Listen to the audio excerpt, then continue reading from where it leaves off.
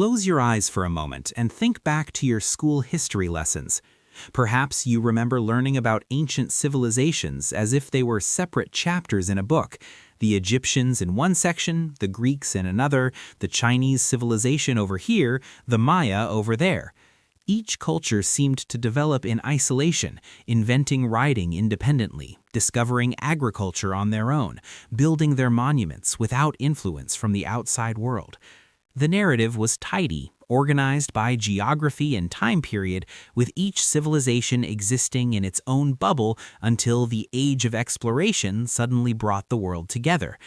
Now imagine a different picture. Imagine a merchant in ancient Rome wearing silk that traveled 4,000 miles from China, seasoned with black pepper from India, while reading a manuscript written on paper, an invention from China, using numerals that originated in India.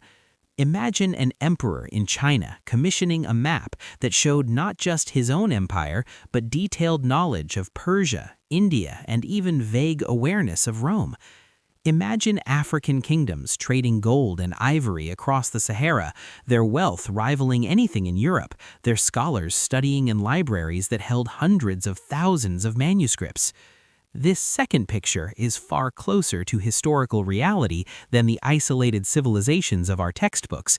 The ancient and medieval world was not a collection of separate cultures developing independently until Europeans discovered them. It was an interconnected web of trade routes, cultural exchanges, technological transfers, and diplomatic relationships that spanned continents.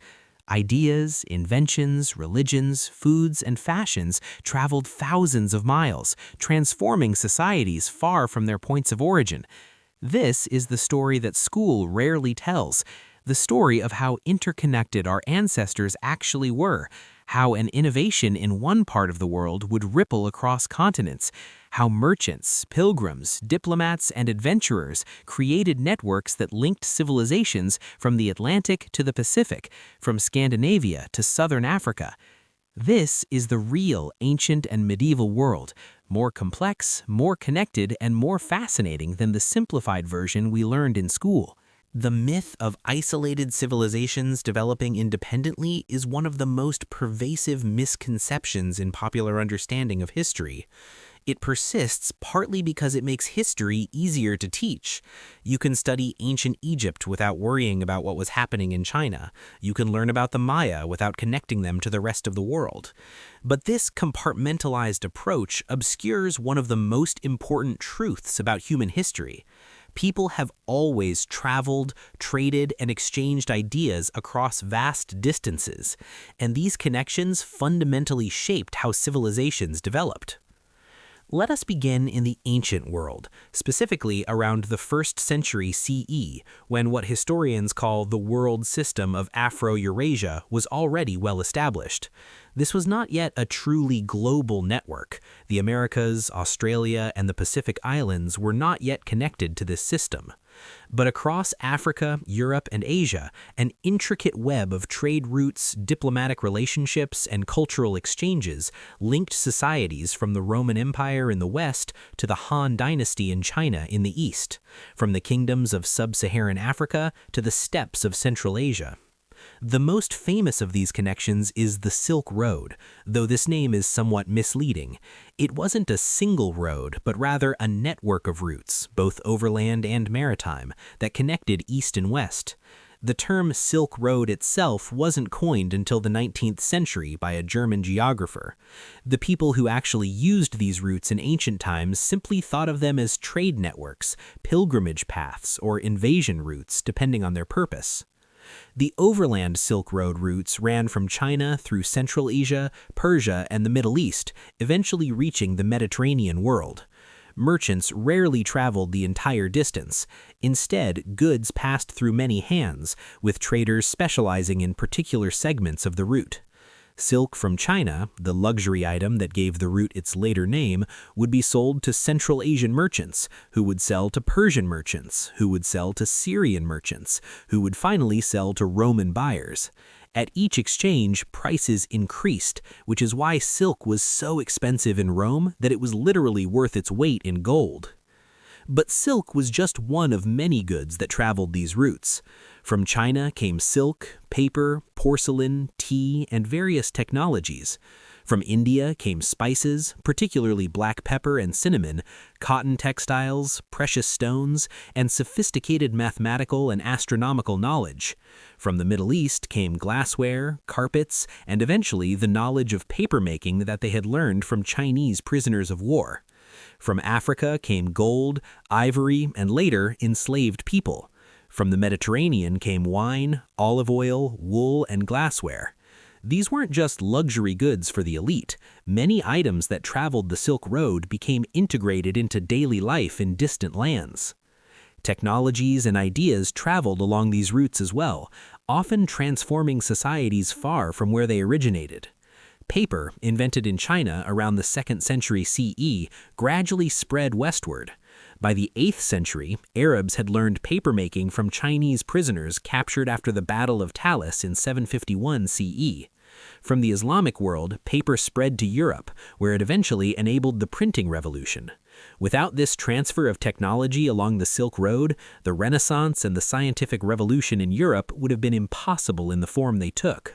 Mathematics provides another example of how knowledge traveled and was enhanced by exchange. The numerical system we call Arabic numerals, the digits 0 through 9, actually originated in India. Indian mathematicians developed the concept of 0 as a number and the place value system that makes our modern mathematics possible. This system spread to the Islamic world, where mathematicians recognized its superiority over Roman numerals and adopted it enthusiastically. Islamic scholars then improved and expanded upon Indian mathematics, developing algebra, the word itself comes from Arabic al-jabr, and making advances in geometry and trigonometry. When this mathematical knowledge reached medieval Europe through Islamic Spain, it revolutionized European science and commerce. The maritime routes were equally important and often overlooked in discussions of ancient global connections.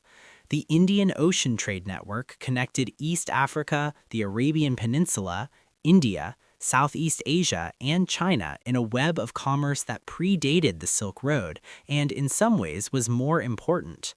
Monsoon winds made this trade possible. Sailors learned that winds blew in predictable patterns, southwest across the Indian Ocean during summer months and northeast during winter. By timing their voyages to these monsoons, ships could sail from Africa to India, from India to Southeast Asia, and back again with reasonable reliability. This Indian Ocean trade was ancient. Archaeological evidence shows that goods from the Indus Valley Civilization reached Mesopotamia by sea as early as 2500 BCE. By the 1st century CE, the Indian Ocean trade was flourishing. Roman-era documents describe direct sea trade between Roman Egypt and India, with ships carrying gold and silver coins from Rome to exchange for spices, gems, and textiles. The Periplus of the Erythraean Sea, a merchant's guide written around 40 to 50 CE, describes the ports, peoples, and trade goods of the entire Indian Ocean world, from East Africa to India, showing detailed knowledge of this vast trading network. East African city-states like Kilwa, Mombasa, and Zanzibar grew wealthy from Indian Ocean trade, exporting gold, ivory, and tortoiseshell, while importing cloth, beads, and porcelain from as far away as China. Swahili civilization, which developed along the East African coast, was fundamentally a product of Indian Ocean trade connections, a fusion of African, Arabic, and Asian influences that created something unique. The Swahili language itself reflects these connections, with Bantu African grammatical structure, but numerous Arabic loanwords reflecting centuries of interaction with Arab traders. In East Asia, the Indian Ocean trade helped create powerful kingdoms and empires. The Srivijaya Empire, based in Sumatra from the 7th to 13th centuries, controlled the strategic Strait of Malacca, through which much of the trade between the Indian Ocean and the South China Sea had to pass. The Khmer Empire in Cambodia, which built the magnificent temple complex of Angkor Wat, grew wealthy from a combination of agricultural surplus and participation in maritime trade. Both empires were heavily influenced by Indian culture, adopting Hinduism and Buddhism, using Sanskrit and inscriptions, adopting Indian artistic styles, while remaining distinctly Southeast Asian in their fundamental character. China was deeply integrated into these maritime networks as well. Chinese merchants traded extensively in Southeast Asia, and Chinese goods reached East Africa and the Middle East by sea.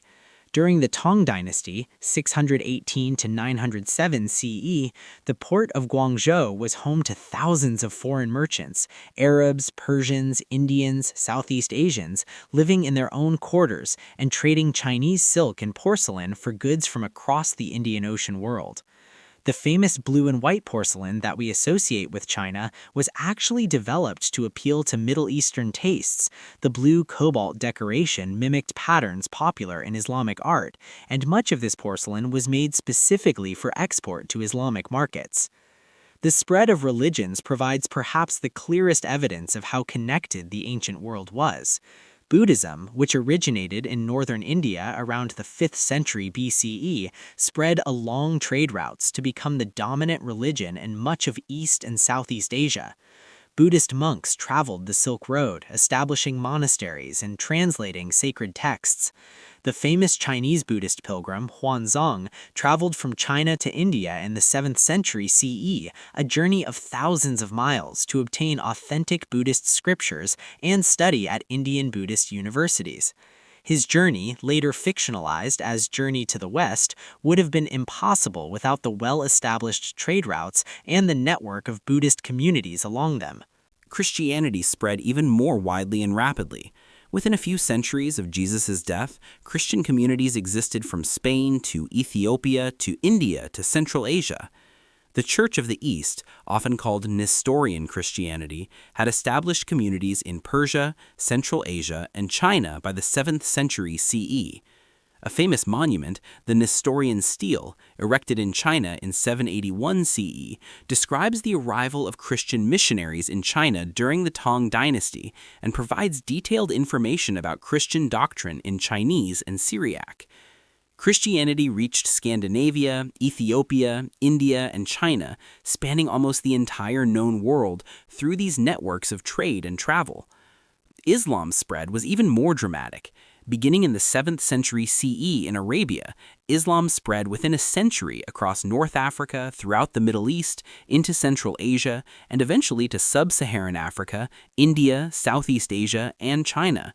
This wasn't primarily through conquest. Many regions adopted Islam through trade contacts, diplomatic relations, and the work of merchants and scholars.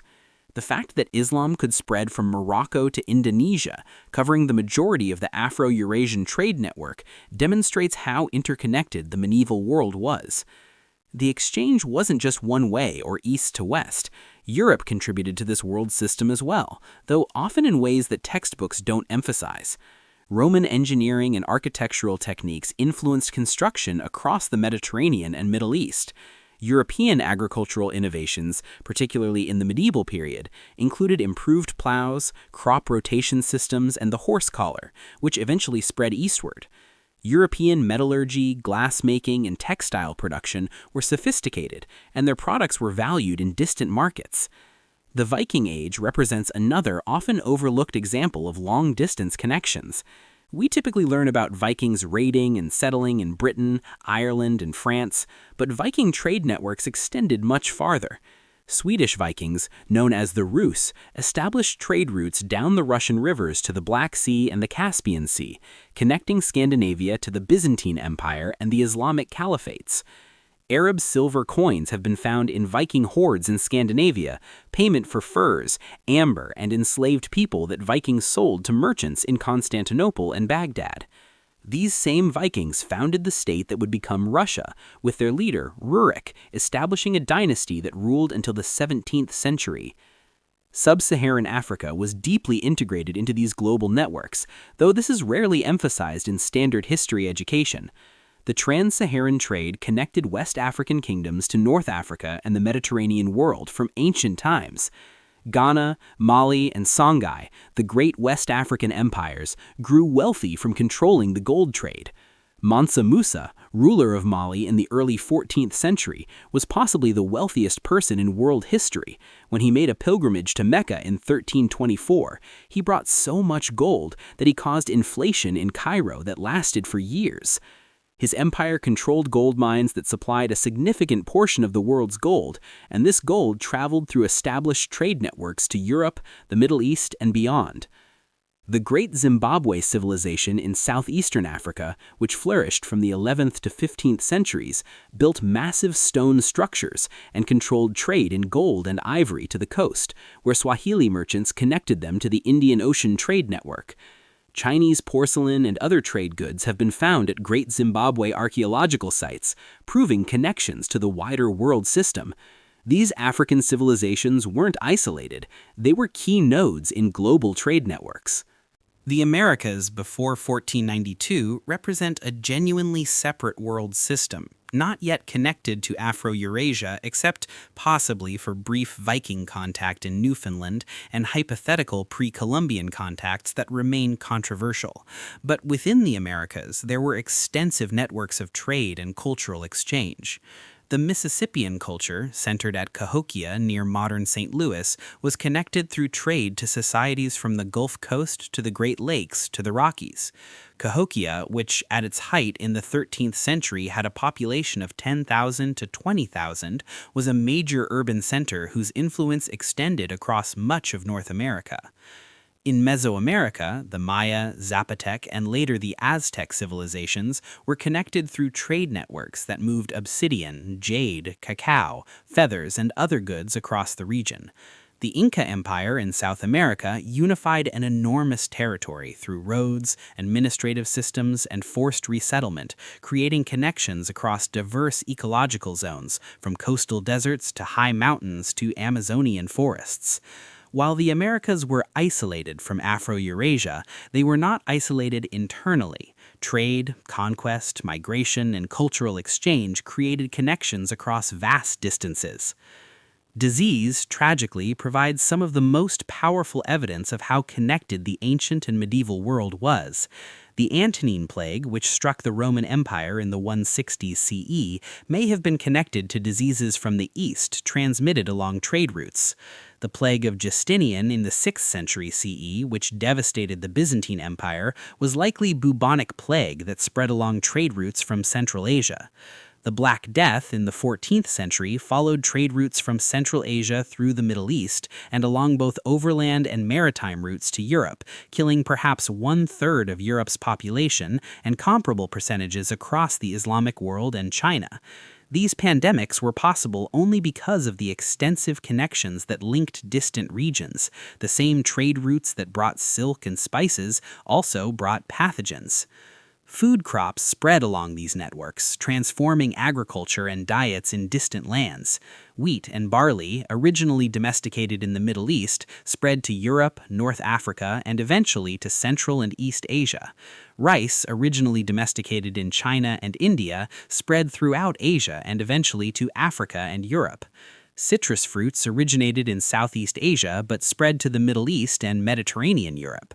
Sugarcane, native to New Guinea, spread to India, then to the Middle East, then to Mediterranean Europe, and eventually to the Americas after 1492. Cotton, domesticated independently in both the Old World and the Americas, became a major crop across warm regions of Afro-Eurasia, traded extensively and transforming textile production. Technological innovations spread along these same routes, often being improved as they traveled. The stirrup, which revolutionized cavalry warfare, appears to have originated in Central Asia and spread both east to China and west to Europe. Steel manufacturing techniques, developed in India, spread through the Islamic world and eventually to Europe. The famous Damascus steel, prized for sword making, was actually made using techniques and raw materials from India. Gunpowder, invented in China, spread westward and was adopted and improved by Islamic and European armies. The compass, also from China, revolutionized navigation when it reached the Indian Ocean and later Europe. Agricultural techniques and management practices also spread. The Islamic agricultural revolution of the 8th to 13th centuries saw the spread of crops and farming techniques throughout the Islamic world, from Spain to Central Asia. Techniques like crop rotation, sophisticated irrigation systems, and the introduction of new crops from India and elsewhere transformed agriculture across a huge region. When these innovations reached Christian Europe, often through Islamic Spain, they contributed to European agricultural improvements in the medieval period. The evidence for these connections comes from multiple sources. Archaeological excavations continually find trade goods far from their origins: Chinese silk in Roman-era burials in Europe, Roman coins in India and Southeast Asia, African ivory in China, Viking artifacts in the Middle East. Written sources describe these connections: Roman accounts of trade with India and China, Chinese histories mentioning embassies from distant lands, Arabic geographies describing the known world from Spain to China. Genetic and linguistic evidence shows population movements and mixing across vast distances. Yet, despite all this evidence, the standard history curriculum often presents ancient and medieval civilizations as isolated until the Age of Discovery suddenly brought them into contact. This narrative persists for several reasons. First, it simplifies teaching. It's easier to study civilizations separately than to trace the complex webs of connection between them. Second, it fits nationalist narratives that emphasize each nation's or civilization's independent development. Third, it reflects the Eurocentric perspective that long dominated history writing, which tended to see non-European societies as static and isolated until Europeans discovered them. This narrative of isolation also obscures the degree to which European development was enabled by ideas and technologies from elsewhere. The Renaissance in Europe drew heavily on classical Greek and Roman knowledge that had been preserved and expanded upon by Islamic scholars. The scientific revolution built on mathematical and astronomical advances from the Islamic world that themselves drew on Indian and Chinese knowledge. The Industrial Revolution would have been impossible without technologies like papermaking, printing, the compass, and gunpowder that all originated outside Europe. Recognizing these connections doesn't diminish European achievements, it places them in proper context as part of a global story of human innovation and exchange. The real picture of the ancient and medieval world is far more interesting than the simplified version of isolated civilizations. It's a world where a Buddhist monk from China could travel to India and back, a world where African gold paid for spices from Southeast Asia, a world where ideas about mathematics and astronomy could travel from India through the Islamic world to Europe, where they would eventually help Europeans navigate the oceans. It's a world where diseases, technologies, religions, and artistic styles spread across continents, where merchants in one part of the world wore clothes and used goods from half a dozen other regions, where the actions of rulers in China could affect events in Rome and vice versa. Understanding this interconnected reality helps us see that globalization is not a purely modern phenomenon. The ancient and medieval world was globalizing in its own way, creating connections that would eventually lead to the more intensive globalization of the modern era. The difference is one of degree and speed, not of kind. Our ancestors weren't isolated peoples suddenly discovering each other. They were participants in long-established networks of exchange and interaction that shaped their societies in fundamental ways. This understanding also helps us appreciate that innovations and ideas rarely emerge from a single isolated genius or civilization. Most significant developments in human history were the result of exchange, borrowing, and building on what others had done. Paper from China, numerals from India, algebra from the Islamic world, printing from China refined by Europeans, nearly every major technological advance drew on knowledge from multiple sources. Human progress has been a collaborative effort across cultures and continents, not the achievement of any single civilization developing in isolation. We have seen how the ancient and medieval world was far more connected than standard history courses typically teach, how trade routes and cultural exchanges linked civilizations from Europe to China, from Scandinavia to Southern Africa. We have discovered that the narrative of isolated civilizations developing independently is a simplification that obscures the complex web of relationships that actually shaped human history. But this interconnected world included far more civilizations, empires, and kingdoms than most of us learned about in school. The standard history curriculum, particularly in the West, tends to focus on a relatively small number of civilizations: Greece, Rome, medieval Europe, China, perhaps the Aztec and Inca in the Americas. This leaves out entire empires and civilizations that were just as sophisticated, powerful, and influential as the ones we study, but which rarely appear in textbooks or popular consciousness. In our next chapter, we will meet some of these overlooked civilizations. We will explore the Mali Empire, which controlled vast wealth in gold and maintained libraries that rivaled anything in Europe. We will discover the Khmer Empire, which built one of the largest religious monuments in the world at Angkor Wat. We will learn about Great Zimbabwe, whose massive stone structures testify to a sophisticated civilization in southern Africa. We will explore the remarkably advanced civilizations of pre-Columbian Americas, beyond just the Aztec and Inca. These were not minor kingdoms or primitive societies. They were sophisticated civilizations with complex governments, impressive architecture, rich cultural traditions, and significant influence on their regions and beyond. They had writing systems, astronomical knowledge, mathematical achievements, artistic traditions, and philosophical schools. They traded with distant lands, conquered empires, and left behind monuments that still stand today. The question is, why didn't we learn about them? Why do most people know about Julius Caesar and Cleopatra, but not Mansa Musa or Jayavarman VII? Why do we study the Parthenon, but not Angkor Wat in comparable detail? The answers to these questions reveal as much about how history is taught and remembered as they do about the civilizations themselves.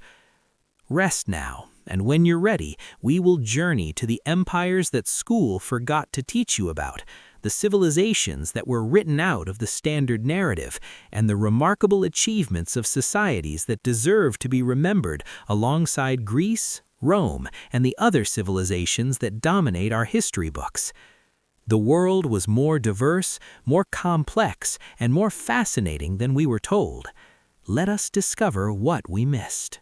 Picture yourself back in history class, learning about the great empires of the world. You studied ancient Rome with its legions and aqueducts, perhaps ancient Greece with its philosophy and democracy, maybe the Ottoman Empire or the Mongol conquests if your teacher had time. You learned dates and rulers, battles and borders. You memorized that Rome fell in 476 CE, that the Renaissance began in Italy, that Columbus sailed in 1492. The narrative was clear.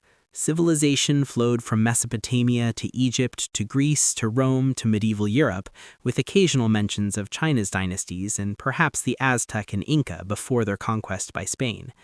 But now imagine a different classroom where you learned about an African emperor so wealthy that when he went on pilgrimage, he brought so much gold that he caused economic inflation that lasted for years across multiple countries. Imagine studying an empire in Southeast Asia that built a temple complex larger than any cathedral in medieval Europe, with sophisticated water management systems that supported a city of over 1 million people.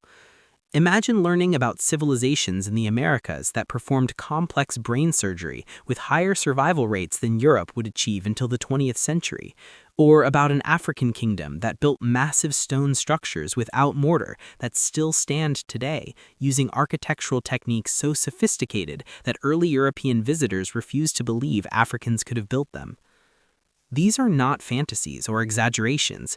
These are real empires, real achievements, real civilizations that flourished, conquered, built, traded, and left behind monuments and legacies every bit as impressive as Rome or Athens. Yet most of us never learned their names in school, never studied their history, never saw their achievements presented as significant chapters in human civilization. They exist, if at all, as footnotes or brief mentions in world history courses, overshadowed by the familiar narrative of Western civilization.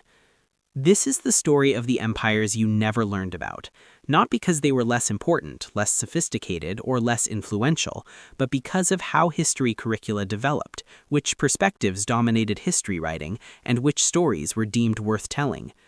This is the story of what we missed. Let us begin in West Africa in the 14th century, at the height of the Mali Empire, one of the largest and wealthiest empires in the medieval world. If you took a standard history course, you probably didn't learn much about Mali beyond perhaps a brief mention of Mansa Musa, if that. Yet at its peak under Mansa Musa's reign from 1312 to 1337, the Mali Empire covered an area larger than Western Europe, controlled vast gold mines that produced a significant portion of the world's gold supply, and maintained cities of learning that attracted scholars from across the Islamic world. The Mali Empire emerged from the Kingdom of Mali in the 13th century, consolidating power over the Trans-Saharan trade routes that connected sub-Saharan Africa to North Africa and the Mediterranean world. The founder of the empire, Sundiata Keita, united various Mandinka kingdoms after defeating the oppressive ruler Sumanguru Kante at the Battle of Quirina in 1235. Sundiata established a capital at Niani and created a centralized administration that would govern one of the world's great empires for over 2 centuries. But it was Mansa Musa who brought Mali to the world's attention in a spectacular fashion.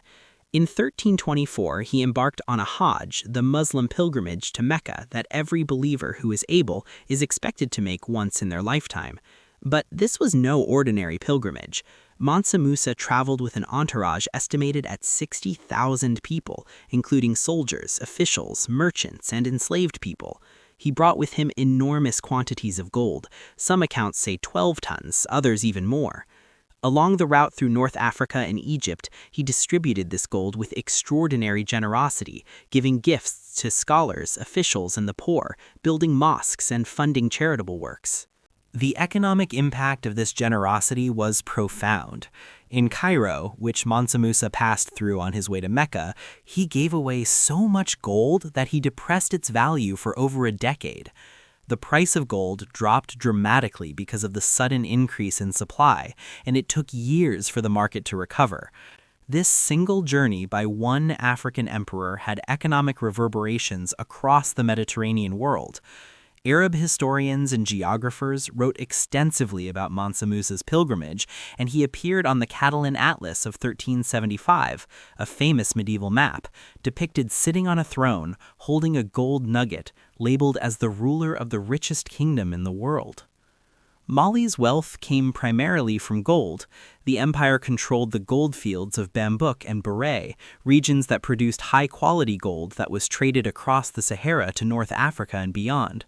Salt, another valuable commodity in the medieval world, also enriched Mali's merchants and rulers. The Trans-Saharan trade operated on a massive scale. Camel caravans of thousands of animals crossed the desert carrying gold, salt, ivory, and enslaved people northward, and returning with manufactured goods, horses, and books from the Islamic world.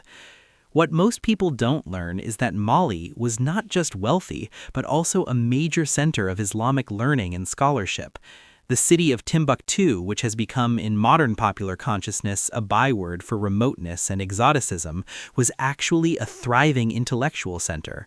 The Sankore Madrasa in Timbuktu was one of the world's first universities, with thousands of students studying Islamic law, mathematics, astronomy, medicine, and literature. The city had numerous libraries containing hundreds of thousands of manuscripts, many of which still exist today, preserved in private family collections and in institutions like the Ahmed Baba Institute. These manuscripts reveal a sophisticated intellectual culture. They contain commentaries on the Quran, legal treatises, astronomical tables, medical texts, historical chronicles, and poetry. They show that scholars in Timbuktu were engaged with the broader Islamic intellectual world, corresponding with scholars in Cairo, Baghdad, and other centers of learning.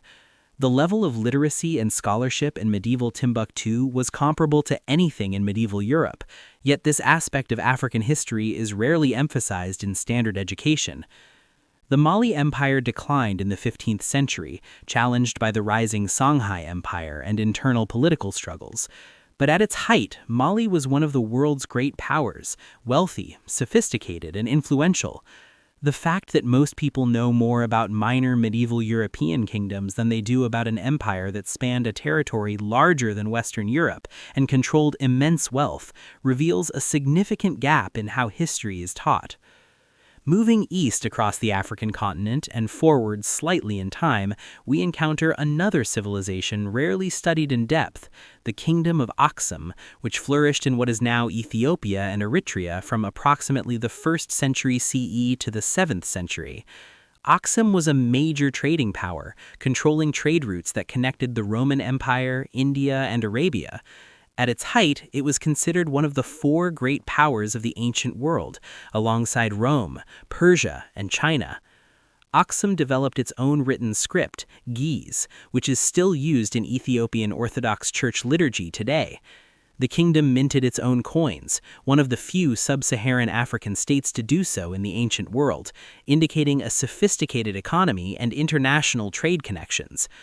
Aksumite coins have been found as far away as India, evidence of extensive trade networks.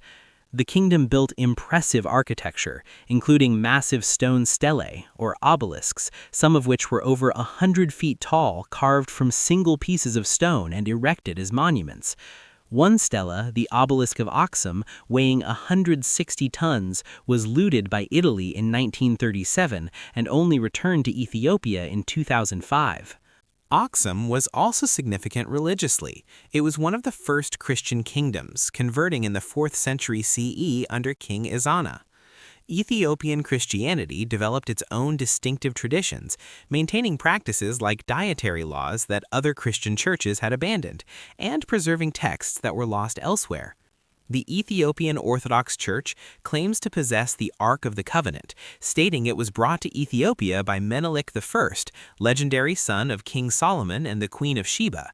Whether or not this claim is true, it reflects the deep historical consciousness and the pride Ethiopians have in their ancient Christian heritage. Yet, in standard world history courses, Aksum is rarely mentioned. Students learn about the Roman Empire's interactions with various peoples, but rarely about one of Rome's major trading partners that controlled access to African luxury goods like ivory, incense, and gold. Students learn about the spread of Christianity, but rarely about one of the earliest Christian kingdoms that maintained its faith even after the rise of Islam surrounded it geographically. Turning our attention to Southeast Asia, we find the Khmer Empire, which dominated much of mainland Southeast Asia from the 9th to the 15th centuries. Most people, if they know anything about the Khmer, know about Angkor Wat, the massive temple complex in Cambodia that has become a symbol of that country. But few understand the full extent of what the Khmer Empire achieved, or the sophistication of its civilization. The Khmer Empire, centered in the region around Angkor in modern Cambodia, was built on a foundation of sophisticated water management. The region experiences extreme seasonal variation, heavy monsoon rains followed by dry seasons. The Khmer developed an elaborate system of reservoirs, canals, and moats that captured monsoon water and released it gradually throughout the year, enabling multiple rice harvests annually. This hydraulic engineering supported a population that some scholars estimate may have reached 1 million people in the Angkor region at its peak in the 12th and 13th centuries, making it one of the largest cities in the medieval world. Angkor Wat, built in the early 12th century by King Suryavarman II, is the largest religious monument in the world, covering over 400 acres. It was built as a Hindu temple dedicated to Vishnu, but later became a Buddhist temple as the empire converted to Buddhism. The temple's architecture is mathematically precise. Its bas-reliefs are artistically sophisticated, depicting scenes from Hindu epics with thousands of individual figures carved in intricate detail. The central tower is aligned to the sun at the spring equinox, demonstrating advanced astronomical knowledge. But Angkor Wat is just one of hundreds of temples in the Angkor region.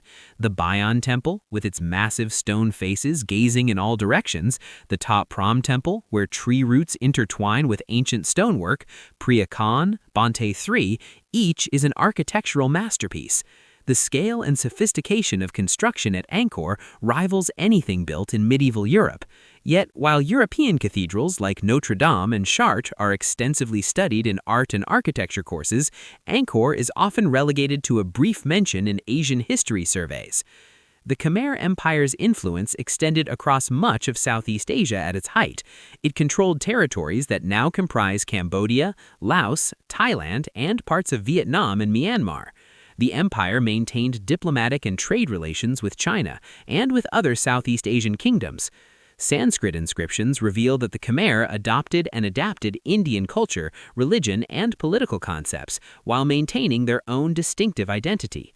The empire produced significant works of literature, sculpture, and architecture, developed sophisticated agricultural and hydraulic technologies, and created a complex administrative system that governed diverse territories and peoples. The empire declined in the 14th and 15th centuries due to a combination of factors: environmental stress from the water management system, religious changes from Hinduism to Theravada Buddhism, pressure from Thai kingdoms, and possibly even climate change affecting the monsoon patterns on which their agriculture depended.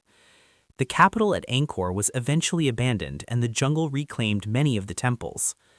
When French colonizers discovered Angkor in the 19th century, they initially refused to believe that the local Khmer people could have built such sophisticated structures, attributing them to everyone from the Romans to Alexander the Great, a racist assumption that denied the obvious evidence that the ancestors of modern Cambodians had created one of the world's great civilizations. Moving to southern Africa, we encounter Great Zimbabwe, a medieval city that gives its name to the modern nation of Zimbabwe. The site consists of massive stone structures built between the 11th and 15th centuries, including the Great Enclosure, whose outer wall is over 800 feet long and up to 36 feet high in places, built entirely of stone, without mortar. The walls are so precisely constructed that they have stood for over 500 years, despite lacking any binding material. Great Zimbabwe was the capital of the Kingdom of Zimbabwe, which controlled trade in gold and ivory from the interior of Africa to the Swahili coast, where these goods entered the Indian Ocean trade network. Archaeological excavations have found artifacts from Persia, China, and Arabia, proving that Great Zimbabwe was connected to global trade networks. The kingdom grew wealthy from controlling this trade, and at its height in the 13th and 14th centuries, the city may have had a population of 18,000 people, making it one of the largest cities in sub-Saharan Africa at that time. The stone buildings at Great Zimbabwe demonstrate sophisticated architectural knowledge. The walls are built with a slight inward slope for stability, with drainage channels to prevent water damage, and decorative patterns incorporated into the stonework. The Great Enclosure includes a conical tower whose purpose remains debated. It may have been symbolic, religious, or related to astronomical observations. The craftsmanship is remarkable, with stones carefully selected and shaped to fit together precisely. Yet, when European colonizers encountered these ruins in the late 19th century, they refused to accept that Africans had built them. Wild theories proliferated, attributing the structures to Phoenicians, Arabs, or even the Queen of Sheba.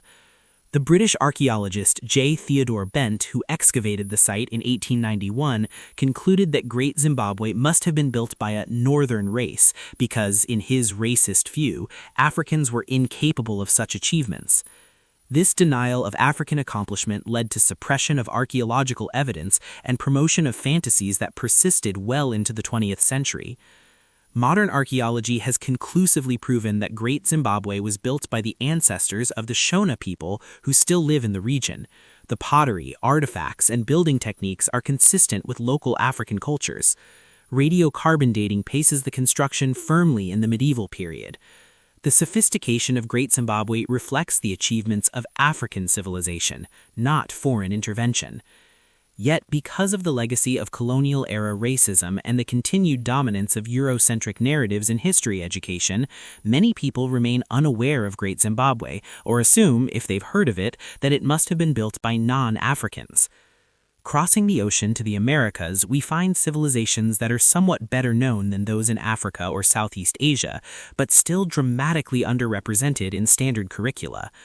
Most people learn something about the Aztec and Inca, but usually only in the context of their conquest by Spain. The full scope of their achievements and the complexity of their societies is rarely explored in depth, and numerous other American civilizations are almost completely ignored.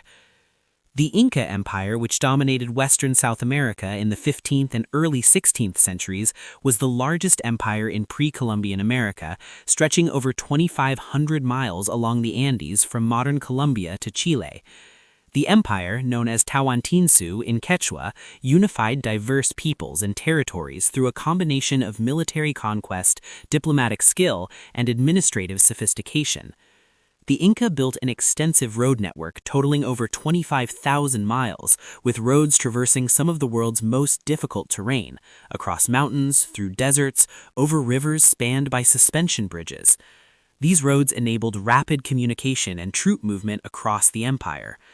The Inca used a relay system of runners called chasquis who could carry messages from Cusco to Quito, a distance of over 1,200 miles, in about a week, comparable to the speed of mounted messengers in the flatlands of Europe or Asia.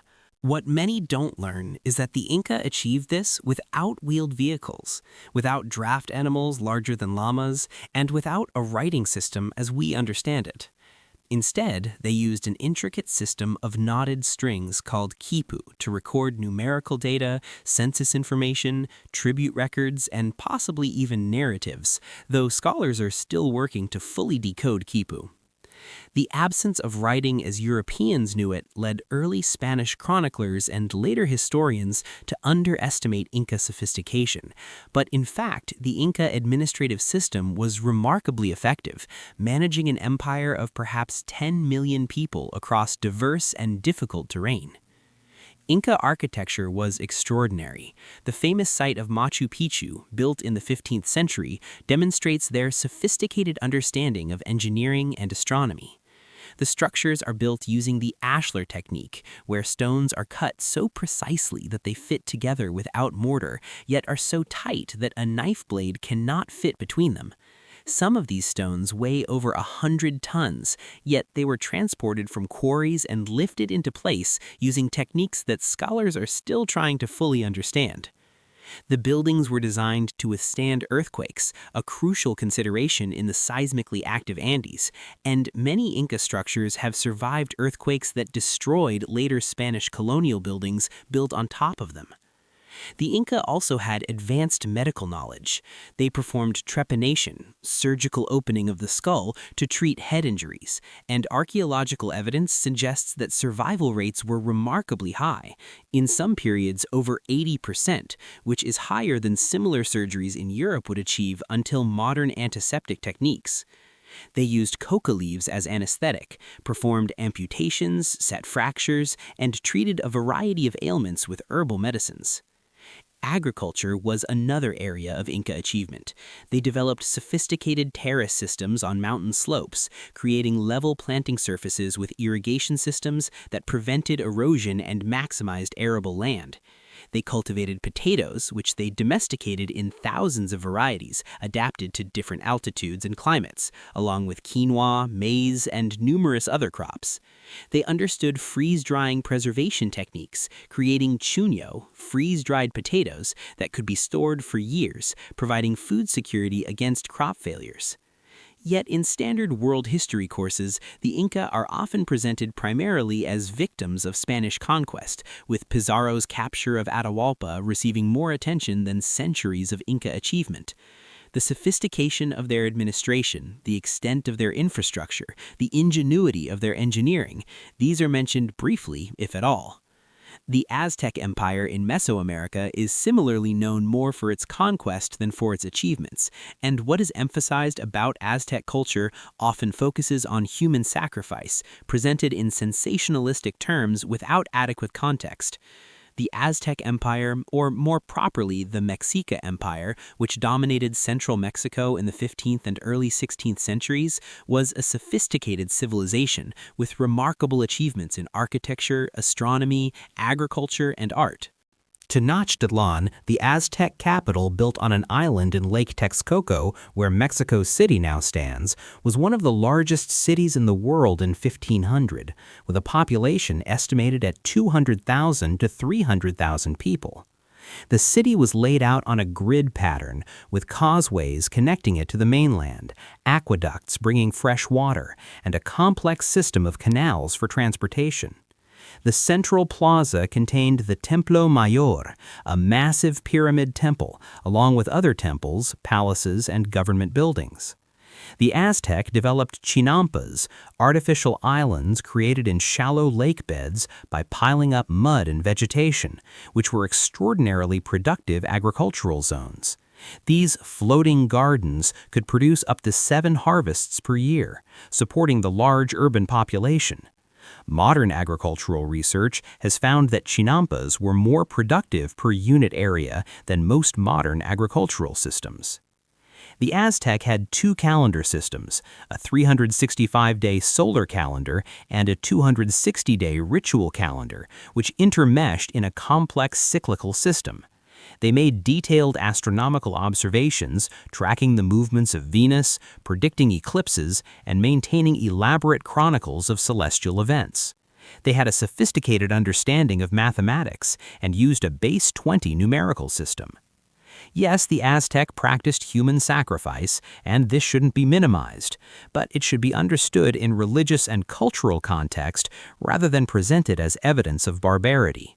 Many ancient cultures practiced human sacrifice, including some in the Mediterranean world. The Aztec scale was larger, but it was embedded in a religious worldview about maintaining cosmic order. Spanish conquistadors, who were horrified by Aztec sacrifice, themselves came from a culture that burned people alive for heresy, broke prisoners on the wheel, and engaged in their own forms of ritualized violence. Neither culture should be judged by modern ethical standards without acknowledging the complexity of their beliefs and practices. What often goes unmentioned is that the Aztec Empire was defeated not primarily by superior Spanish technology or tactics, but by epidemic disease, primarily smallpox, and by alliances with indigenous groups who resented Aztec rule. The Spanish had perhaps 600 men when they marched on Tenochtitlan, but they were accompanied by tens of thousands of indigenous allies. The conquest was not a simple story of European superiority, but a complex process involving disease, political divisions, and military alliances. Beyond the Aztec and Inca, numerous other American civilizations rarely appear in standard curricula. The Maya civilization, which flourished from about 2000 BCE to 1500 CE in Mesoamerica, developed one of the world's most sophisticated writing systems, made advanced astronomical observations, and created complex mathematical systems, including the concept of zero, independently from the Old World. Maya cities like Tikal, Capan, and Palenque featured impressive architecture, including pyramids, palaces, and astronomical observatories. The Maya developed a calendar even more accurate than the Julian calendar used in Europe at the same time. Their long count calendar tracked time over vast periods, and they made astronomical predictions of remarkable accuracy. They recorded their history in books called codices. Sadly, only 4 Maya codices survived the Spanish conquest, as Spanish missionaries burned the rest, destroying invaluable historical and cultural records in their zeal to eradicate pagan beliefs. In North America, the Mississippian culture, which flourished from about 800 CE to 1600 CE, built substantial cities and monuments. Cahokia, near modern St. Louis, was the largest city in North America north of Mexico before the arrival of Europeans, with a population that may have reached 20,000 at its peak around 1200 CE. The site features massive earthen mounds, including Monk's Mound, which is larger at its base than the Great Pyramid of Giza, though not as tall. Cahokia was the center of a cultural area that extended across much of the eastern United States, connected through trade networks that moved copper from the Great Lakes, shells from the Gulf Coast, and other goods across vast distances. Yet most Americans have never heard of Cahokia, despite it being larger than London at the same period. The Mississippian culture and its achievements are absent from most history textbooks, contributing to a false narrative that North America was sparsely populated and lacking in sophisticated civilizations before European arrival. The question that arises from all these examples is, why weren't these civilizations given more prominence in standard history education? The answer is complex, involving several overlapping factors. First is the legacy of colonialism and Eurocentrism. History curricula in the West developed primarily in the 19th and early 20th centuries, a period when European colonial powers controlled much of Africa, Asia, and the Americas, and when racial theories purporting European superiority were widely accepted in academic and popular discourse. In this context, history was written primarily from a European perspective, emphasizing European achievements and treating non-European civilizations as peripheral, backward, or interesting only insofar as they interacted with Europe. This Eurocentric bias led to the marginalization or complete omission of civilizations that didn't fit the narrative of Western civilization's unique achievements. If the story being told was about how Europe developed democracy, science, and progress, then civilizations in Africa, Asia, and the Americas were at best background, at worst obstacles to the march of progress that European colonialism supposedly represented. Second is the practical constraint of curriculum design. There is only so much time in a school year, and teachers must make choices about what to include. Given that most Western educational systems evolved in Europe or in societies of European origin, it was natural that more time would be devoted to European and European-descended civilizations that were seen as directly ancestral to the students' own societies. The problem is not that European history is taught, it should be, but that this has come at the expense of adequate coverage of non-European civilizations. Third is the availability of sources and scholarship. For many non-European civilizations, written records are scarce, either because they used writing systems we have not fully deciphered, because their records were destroyed during colonization, or because they transmitted knowledge orally rather than in writing. This makes it more difficult to reconstruct their histories in detail, though not impossible. Archaeology, oral traditions, and the records of neighboring literate societies provide extensive information. But teachers working with limited time and resources may feel more comfortable teaching civilizations where abundant written sources make preparation easier. Fourth is the persistence of curriculum inertia. Once a curriculum is established, it tends to perpetuate itself. Teachers teach what they were taught. Textbooks follow established models, and standards reflect traditional content. Changing curricula requires deliberate effort, advocacy, and often political will to overcome resistance from those who view traditional content as essential. Was concentrated in Europe and perhaps China, with the rest of the world languishing in backwardness until brought into the modern world by European contact. This narrative is not just incomplete, it is actively misleading. It creates ignorance about the actual complexity and diversity of human history. It perpetuates stereotypes about regions and peoples. It denies students the opportunity to learn about the full range of human achievement. And it creates blind spots that affect how people understand contemporary global politics, economics, and culture. Increasingly, historians, educators, and curriculum developers are recognizing these problems and working to create more inclusive and accurate world history curricula. Modern textbooks increasingly include sections on African kingdoms, Southeast Asian empires, and pre-Columbian American civilizations. The Advanced Placement World History course, taken by hundreds of thousands of American high school students annually, has been revised to ensure more balanced coverage of different regions. Universities are developing courses and programs that focus on previously marginalized histories. But change is slow, and many people educated before these reforms learned a version of history that omitted entire civilizations. The empires we've discussed in this chapter, Mali, Axum, Khmer, Great Zimbabwe, and others, deserve to be as familiar to educated people as Rome or Athens. Their achievements are no less impressive, their histories no less important, their legacies no less relevant to understanding the modern world. Learning about these civilizations doesn't mean diminishing European history or treating all civilizations as equivalent in every respect. Different societies made different contributions to human culture and knowledge, and some innovations had wider impact than others.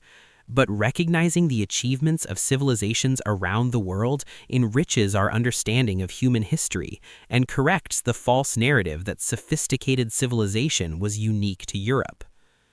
We have explored some of the great civilizations that standard history education often overlooks or treats superficially, empires in Africa, Southeast Asia, and the Americas that were every bit as sophisticated, wealthy, and influential as the European and Mediterranean civilizations that dominate textbooks. We have seen that the standard narrative of world history is incomplete, leaving out entire chapters of human achievement and creating a distorted picture of the past. But curriculum omissions are not the only way that history education misleads us. Sometimes what we are taught is not merely incomplete, but actively misleading, simplified narratives that turn complex historical figures into cardboard heroes or villains, that obscure uncomfortable truths about celebrated events and people, that present history as a simple story of progress when the reality was far more complicated and morally ambiguous. In our next chapter, we will confront some of the inconvenient truths that challenge the simple stories we learned in school. We will explore how many celebrated historical figures were far more morally complex than textbooks acknowledge. We will examine how colonialism's impact was far more devastating than is often admitted. We will see how winners writing history has shaped our understanding of events, often obscuring what actually happened and why. This will not be a chapter about tearing down heroes or engaging in what some call presentism, judging historical figures by modern moral standards. Rather, it will be about adding complexity and nuance to our understanding, acknowledging that history is rarely a simple tale of good versus evil, and recognizing that many events we celebrate had darker aspects that deserve acknowledgement. History is not comfortable. The past includes both inspiring achievements and terrible crimes, often intertwined in ways that make simple moral judgments difficult. The figures we learned to admire often had serious flaws. The events we were taught to celebrate often came at enormous human cost. Understanding history honestly means confronting these complexities, rather than hiding them behind sanitized narratives designed to make us feel good about our cultural heritage. Rest now, and when you're ready, we will explore the inconvenient truths that school rarely taught, the complexity beneath the simple stories, the uncomfortable realities behind celebrated myths, and the way that history has been shaped by those with the power to tell it. The truth is more complicated than we learned. Let us discover what they left out. Think back to the historical heroes you learned about in school. Perhaps you remember learning about Christopher Columbus, the brave explorer who discovered America, or Thomas Jefferson, the brilliant architect of American democracy who wrote that all men are created equal, or Winston Churchill, the resolute leader who stood against Nazi tyranny, or Mahatma Gandhi, the peaceful prophet of nonviolence who freed India from British rule.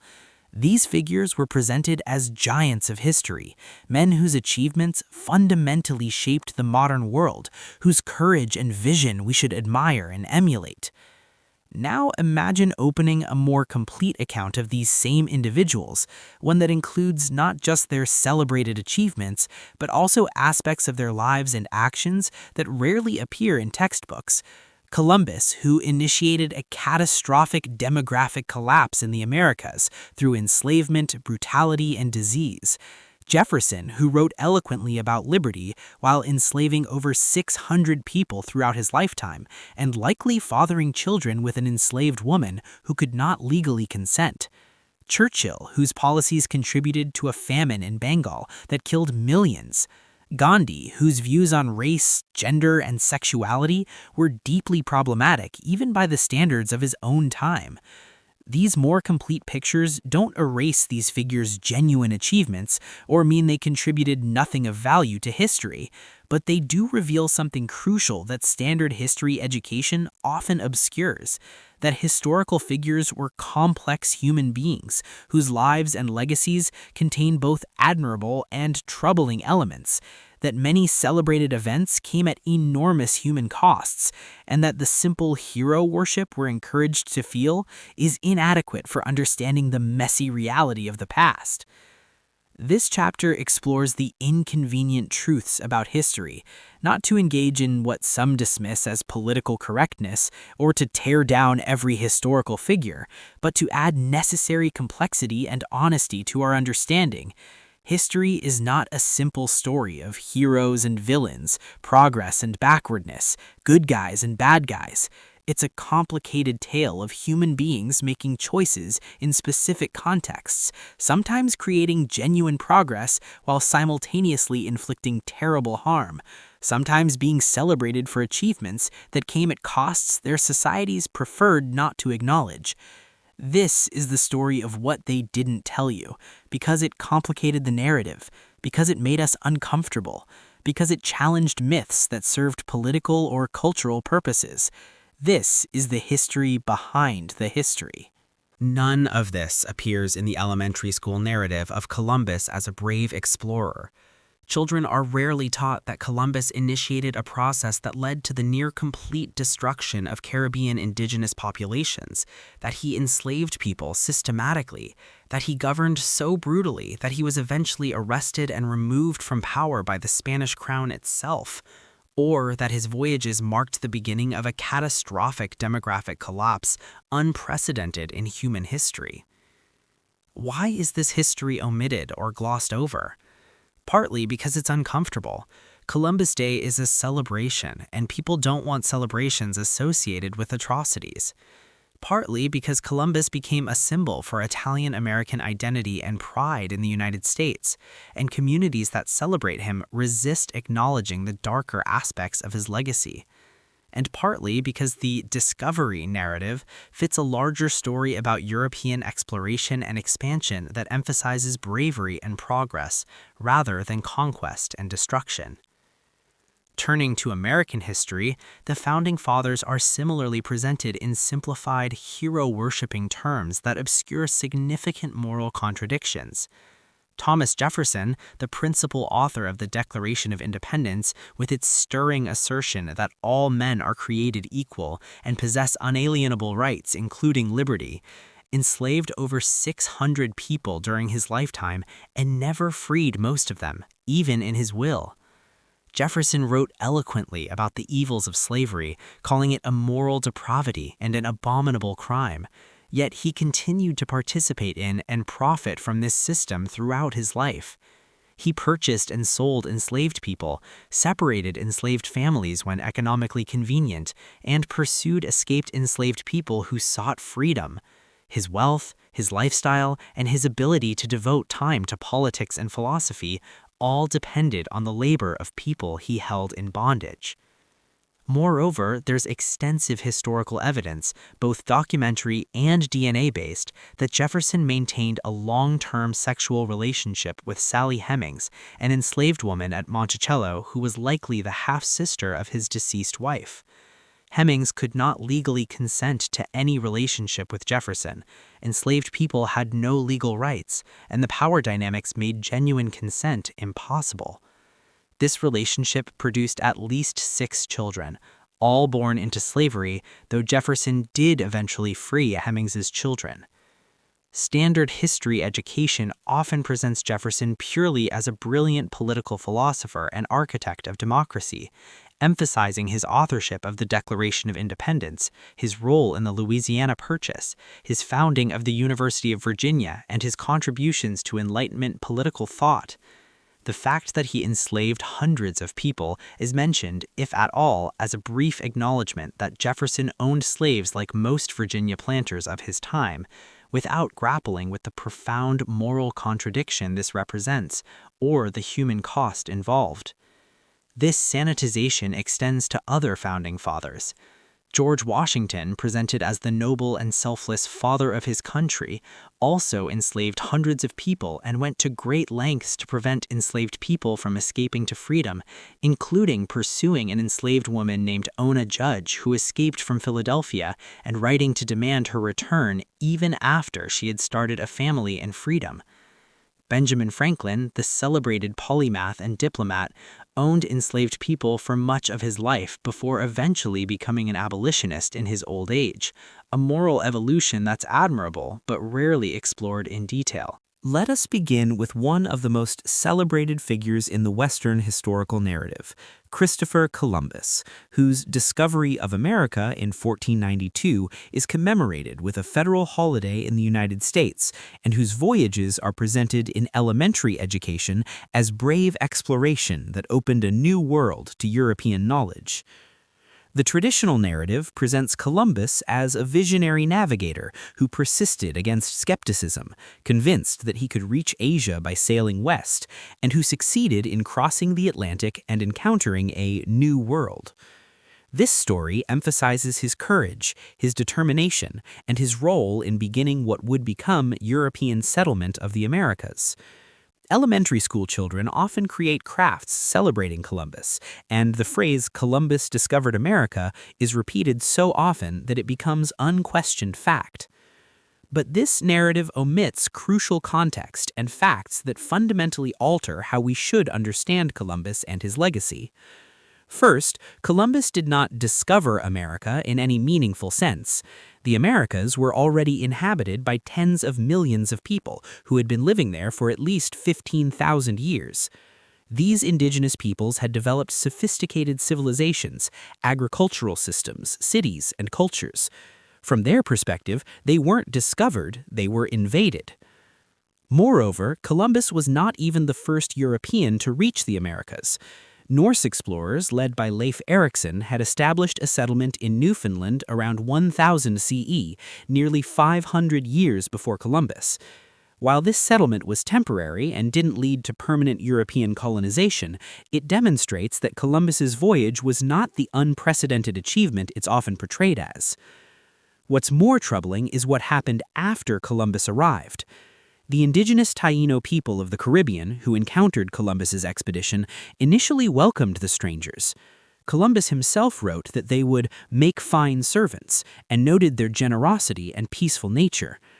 Within a generation of European contact, the Taino population was decimated, reduced from hundreds of thousands or possibly millions to near extinction through a combination of enslavement, brutal forced labor, warfare, and especially epidemic diseases like smallpox, to which they had no immunity. Columbus himself established a regime of forced labor in the Caribbean, where indigenous people were required to bring him specified quantities of gold or face severe punishment, including mutilation or death. Those who resisted were hunted with dogs and killed. Columbus and his brothers enslaved thousands of indigenous people, sending some back to Spain to be sold and forcing others to work in brutal conditions mining for gold that existed in quantities far smaller than Columbus had promised his royal sponsors. The Spanish priest Bartolomé de las Casas, who witnessed the early conquest, wrote horrified accounts of Spanish atrocities, mass killings, torture, enslavement of children, systematic sexual violence, and the destruction of indigenous communities. While Las Casas's accounts may have exaggerated numbers, he had political and religious motivations for depicting Spanish behavior as particularly terrible. Multiple sources confirm that the treatment of indigenous people under Columbus and subsequent Spanish colonizers was catastrophically brutal. The demographic collapse that followed Columbus's voyages was one of the greatest catastrophes in human history. Estimates suggest that the indigenous population of the Americas declined by 90% or more within a century of first contact. While most deaths were caused by epidemic disease, a tragic but perhaps unavoidable consequence of contact between populations with different disease immunities, many resulted from warfare, enslavement, forced labor, and the destruction of indigenous agricultural and social systems. The Constitution itself, presented as a sacred document of liberty and democracy, contained explicit protections for slavery, including the 3/5 Compromise, which counted enslaved people as 3/5 of a person for purposes of representation, giving slaveholding states greater political power. The Constitution prohibited Congress from banning the international slave trade before 1808, and it included provisions requiring states to return escaped enslaved people to bondage. Understanding these contradictions doesn't require dismissing the Founding Fathers' genuine achievements in creating a republican government based on Enlightenment principles. The American Revolution did establish important precedents about democratic governance, individual rights, and limitations on government power. But acknowledging that the same men who wrote stirring words about liberty were often themselves denying liberty to others is essential for honest historical understanding. Moving to the 20th century, Winston Churchill is celebrated in the West as the resolute leader who stood against Nazi Germany when appeasement had failed, who inspired Britain through the darkest days of World War II with stirring speeches and unwavering determination. His leadership during the war was genuinely important. Britain's continued resistance after the fall of France prevented German domination of Europe and kept alive hope of eventual Allied victory. But Churchill's legacy is far more complicated than the heroic narrative suggests, particularly regarding the British Empire and colonized peoples. Churchill was an unrepentant imperialist who believed deeply in British racial superiority and the civilizing mission of empire. His views on race would be considered shockingly racist even by the standards of his own time. When the Indian independence movement challenged British rule, Churchill opposed it fiercely, making statements that revealed his contempt for Indian people.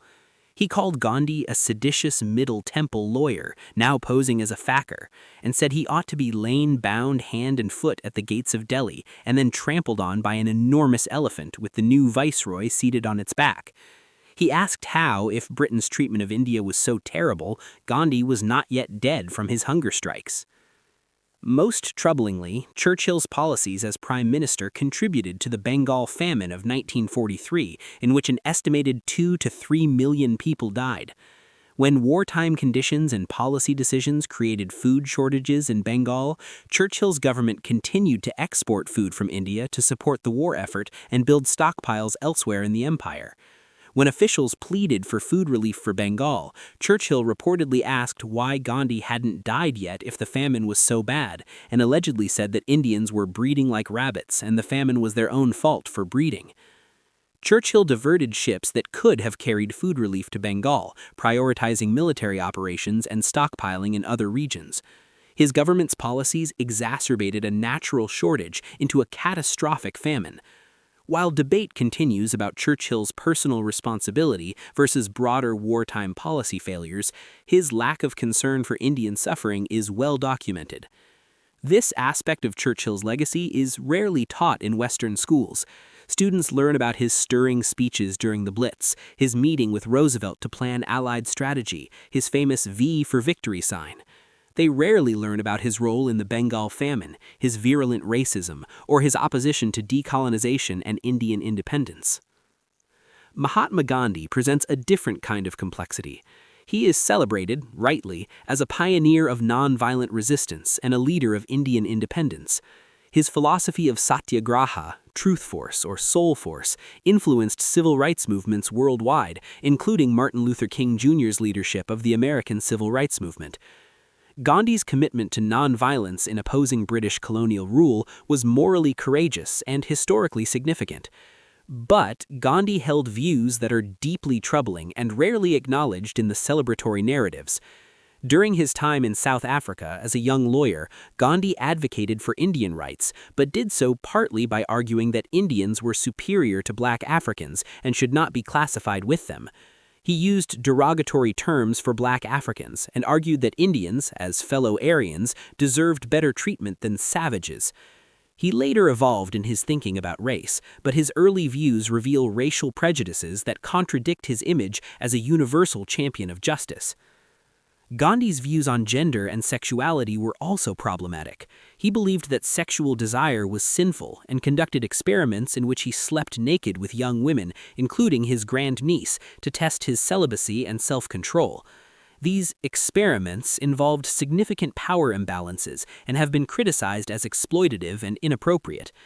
Gandhi also held traditional views about women's roles and made statements suggesting that women who were raped had somehow invited it or should have fought to death rather than submit. Additionally, Gandhi's position on caste was complicated. While he opposed untouchability and worked to improve the status of Dalits, whom he called Haryans, children of God, he did not advocate for the complete abolition of the caste system in the way that Dalit leader B.R. Ambedkar demanded.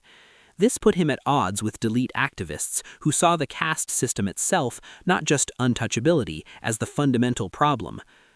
Understanding these complexities doesn't negate Gandhi's genuine achievements or the moral courage he demonstrated in opposing British colonialism through nonviolent means, but it does reveal that even figures celebrated for their moral leadership held views and engaged in behaviors that were problematic.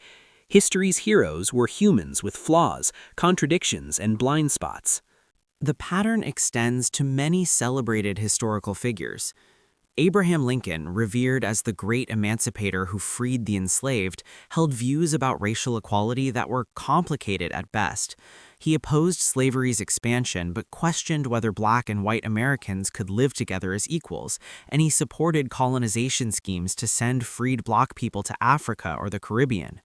The Emancipation Proclamation, while morally significant, was also a strategic war measure that exempted enslaved people in border states loyal to the Union and only freed those in Confederate-controlled territory where Lincoln had no actual power to enforce it.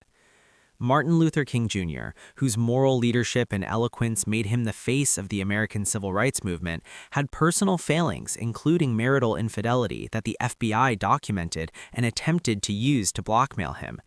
This doesn't diminish his crucial role in advancing civil rights, but it reminds us that moral leadership in one sphere doesn't mean perfection in all aspects of life.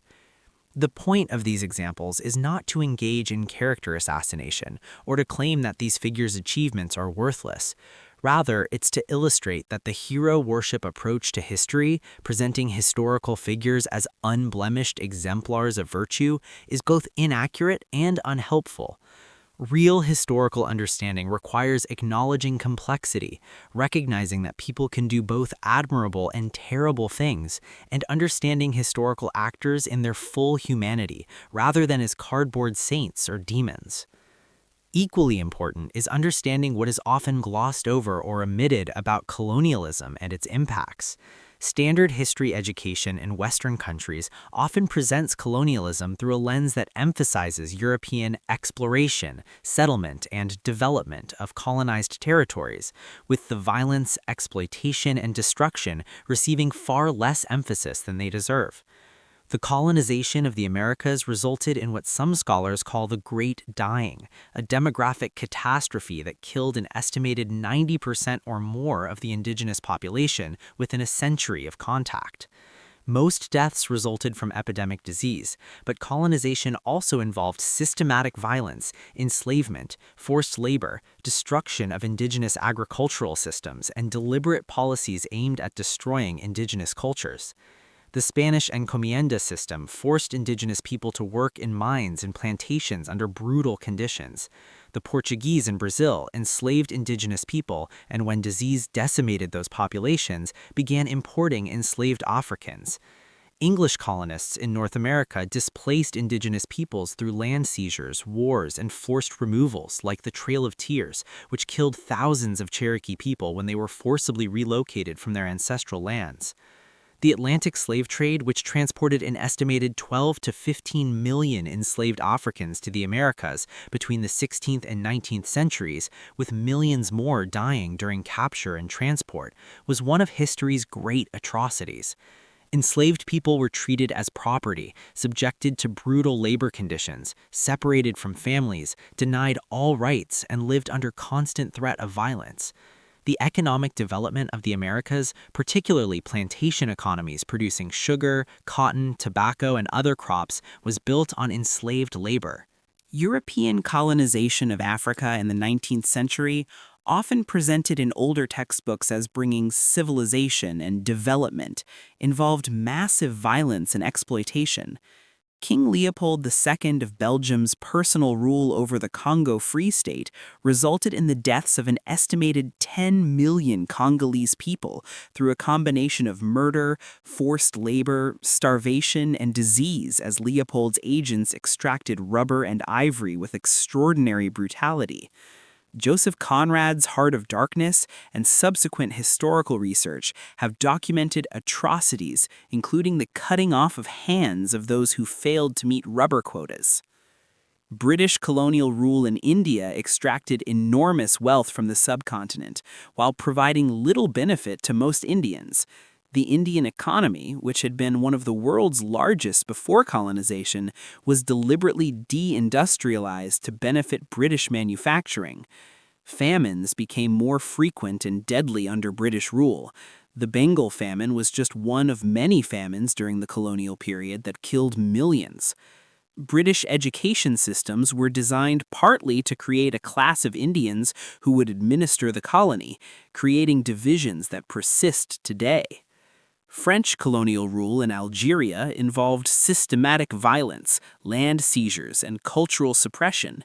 The Algerian War of Independence in the 1950s and early 1960s involved torture, massacres, and atrocities by both French forces and Algerian independence fighters, ending with Algeria's independence, but at the cost of hundreds of thousands of lives. These realities of colonialism are often presented briefly in history courses, if at all, overshadowed by discussions of colonial administration, economic development, or the spread of Western education and institutions. The framing often implies that colonialism, while having some negative aspects, ultimately modernized and developed colonized regions.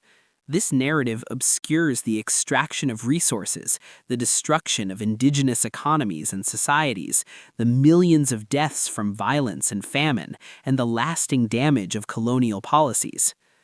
The concept of winners write history helps explain many of these omissions and distortions. History has traditionally been written primarily by literate elites from powerful societies, and their perspectives shaped what was recorded and what was emphasized. Colonial powers wrote histories that justified their conquests as civilizing missions. National histories emphasized their own country's achievements and heroes, while minimizing crimes and failures. This means that many historical narratives we inherited reflect the perspectives and interests of those who had power to record and teach history. Indigenous perspectives on colonization, enslaved peoples' perspectives on slavery, colonized peoples' perspectives on imperial rule, these were rarely recorded in detail and were often actively suppressed. When they were recorded, they were often dismissed as biased or unreliable, while the accounts of colonizers were treated as objective truth.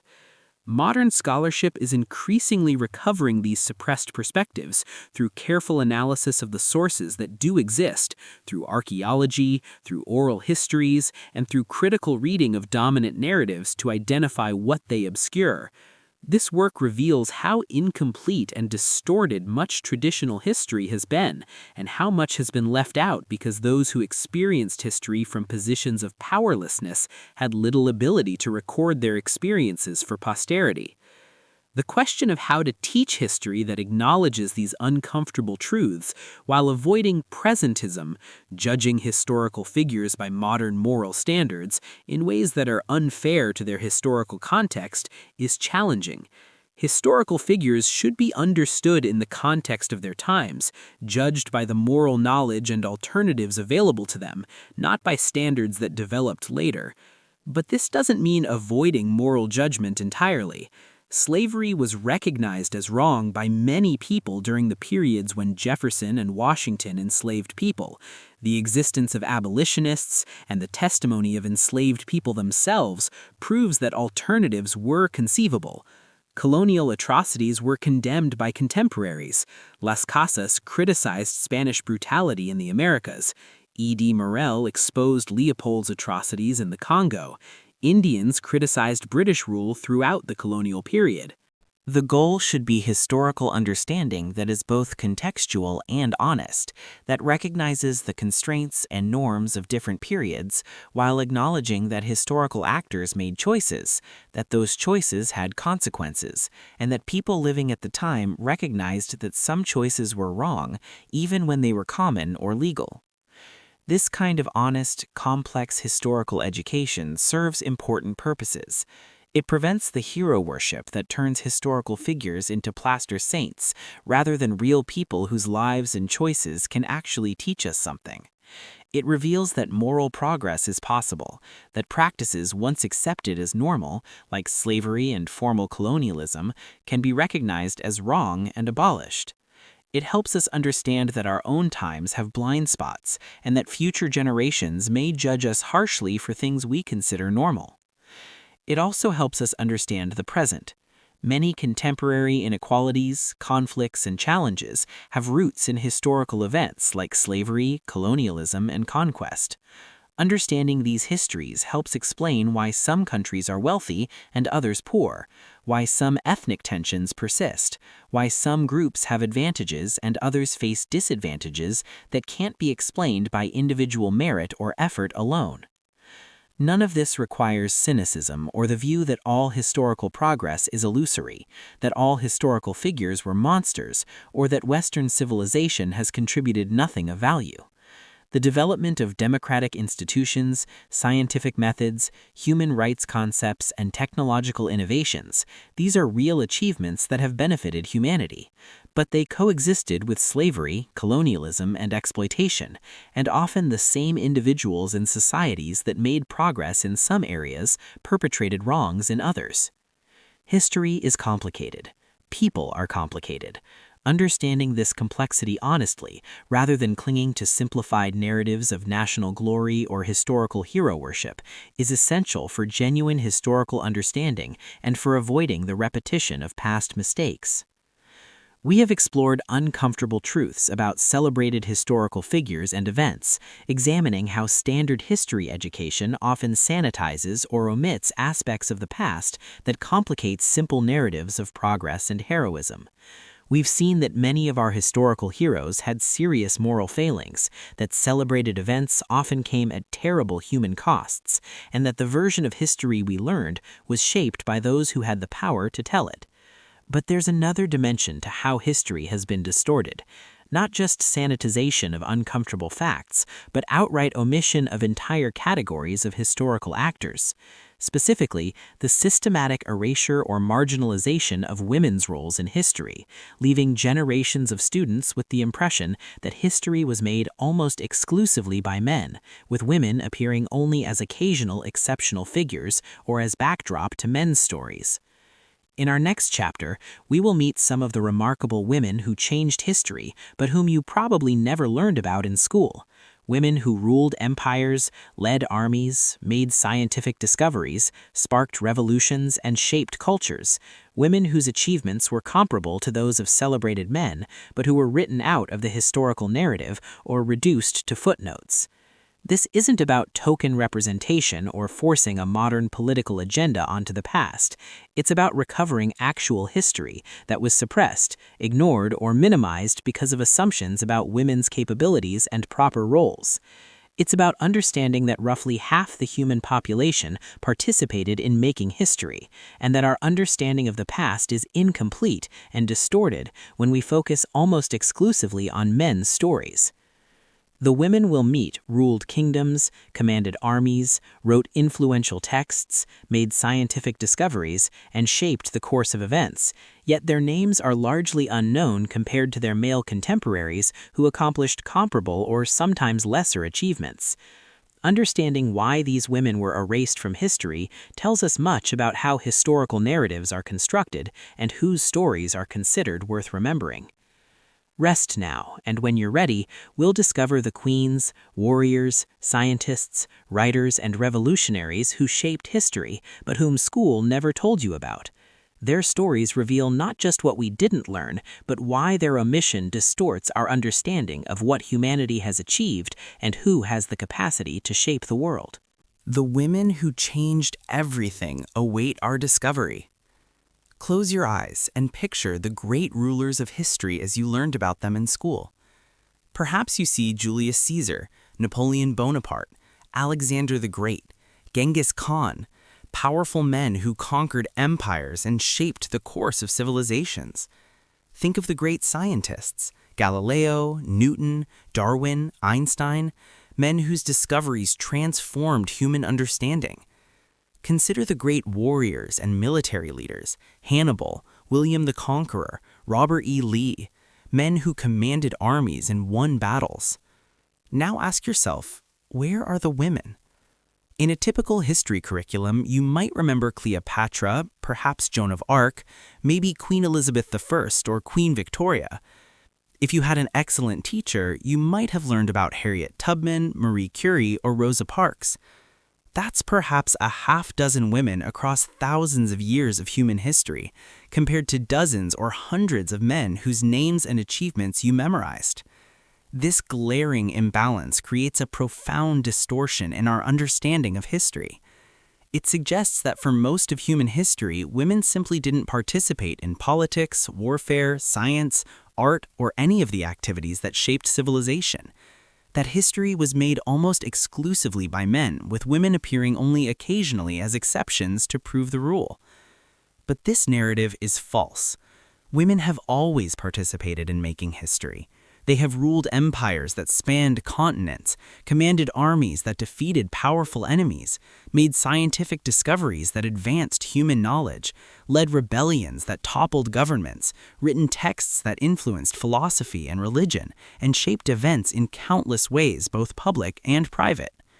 Their stories were recorded, their achievements documented, their impact real and lasting. Yet these stories were systematically erased, minimized, or ignored in the historical narratives that became standard curricula.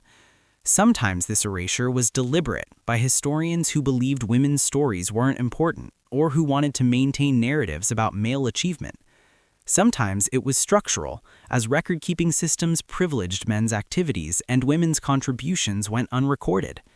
Sometimes it was the result of assumptions about women's capabilities that made historians dismiss or reinterpret evidence of female achievement. This is the story of the women who changed everything: the rulers, warriors, scientists, scholars, artists, and revolutionaries whose names should be as familiar as Caesar or Napoleon but aren't, whose achievements should be celebrated alongside those of famous men but have been forgotten or obscured. This is the history of half of humanity that school never told you.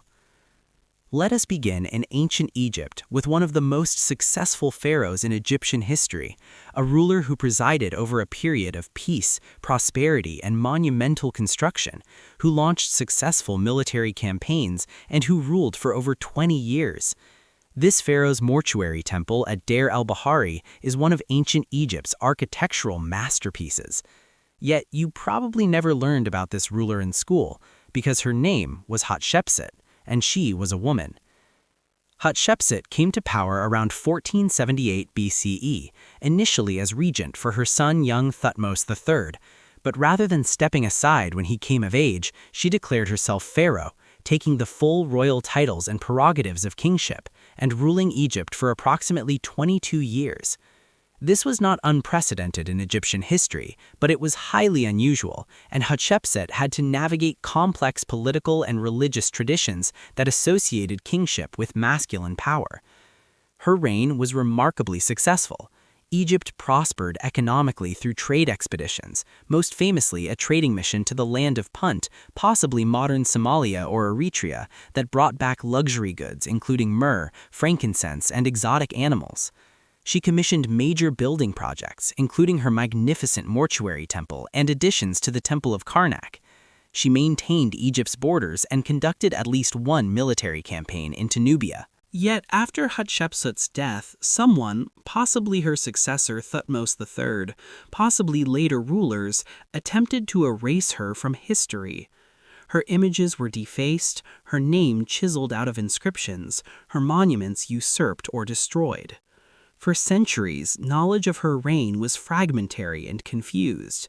Only through archaeological work in the 19th and 20th centuries was the full extent of her achievements recovered. Why was Hatshepsut's memory attacked? Scholars debate whether it was personal animosity, political necessity, Thutmose III establishing legitimacy by erasing a predecessor who had initially usurped his throne, or discomfort with a female pharaoh that violated Egyptian gender norms. Regardless, the attempt to erase her demonstrates how female rulers could be written out of history, even when they ruled successfully for decades. Hatshepsut was not the only successful female pharaoh. Cleopatra VII, who ruled Egypt from 51 to 30 BCE, is famous but usually for her relationships with Julius Caesar and Mark Antony, rather than for her political acumen and her attempts to preserve Egyptian independence against Roman expansion. She was highly educated, spoke multiple languages, she was the first Ptolemaic ruler to actually learn Egyptian, and skillfully navigated the complex politics of the late Roman Republic. Yet popular culture often reduces her to a seductress rather than recognizing her as a capable ruler fighting to maintain her kingdom's sovereignty in impossible circumstances. Moving to ancient China, we encounter Wu Zichen, the only woman in Chinese history to rule in her own right as emperor, not empress consort or empress dowager, but actually claiming the imperial title. Wu Zichen rose from humble origins. She entered the palace as a low-ranking concubine of Emperor Taizong, later became a consort to his son, Emperor Gaozong, and gradually accumulated power as Gaozong's health declined. After Gaozong's death in 683, she ruled first as regent, and then in 690 declared herself emperor of a new Zhou dynasty, ruling until 705. Wu Zichen's reign was controversial and has been subject to intense vilification in traditional Chinese historiography. She was accused of extraordinary cruelty, of murdering rivals including her own children, of sexual depravity, and of surrounding herself with Buddhist monks and allowing them inappropriate influence. Some of these accusations may be true. Palace politics in imperial China were brutal, and Wu certainly eliminated threats ruthlessly. But the intensity and lurid nature of the accusations also reflect discomfort with female rule that led historians to portray her in the worst possible light. What's often overlooked is that Wu Zichen's reign saw significant achievements.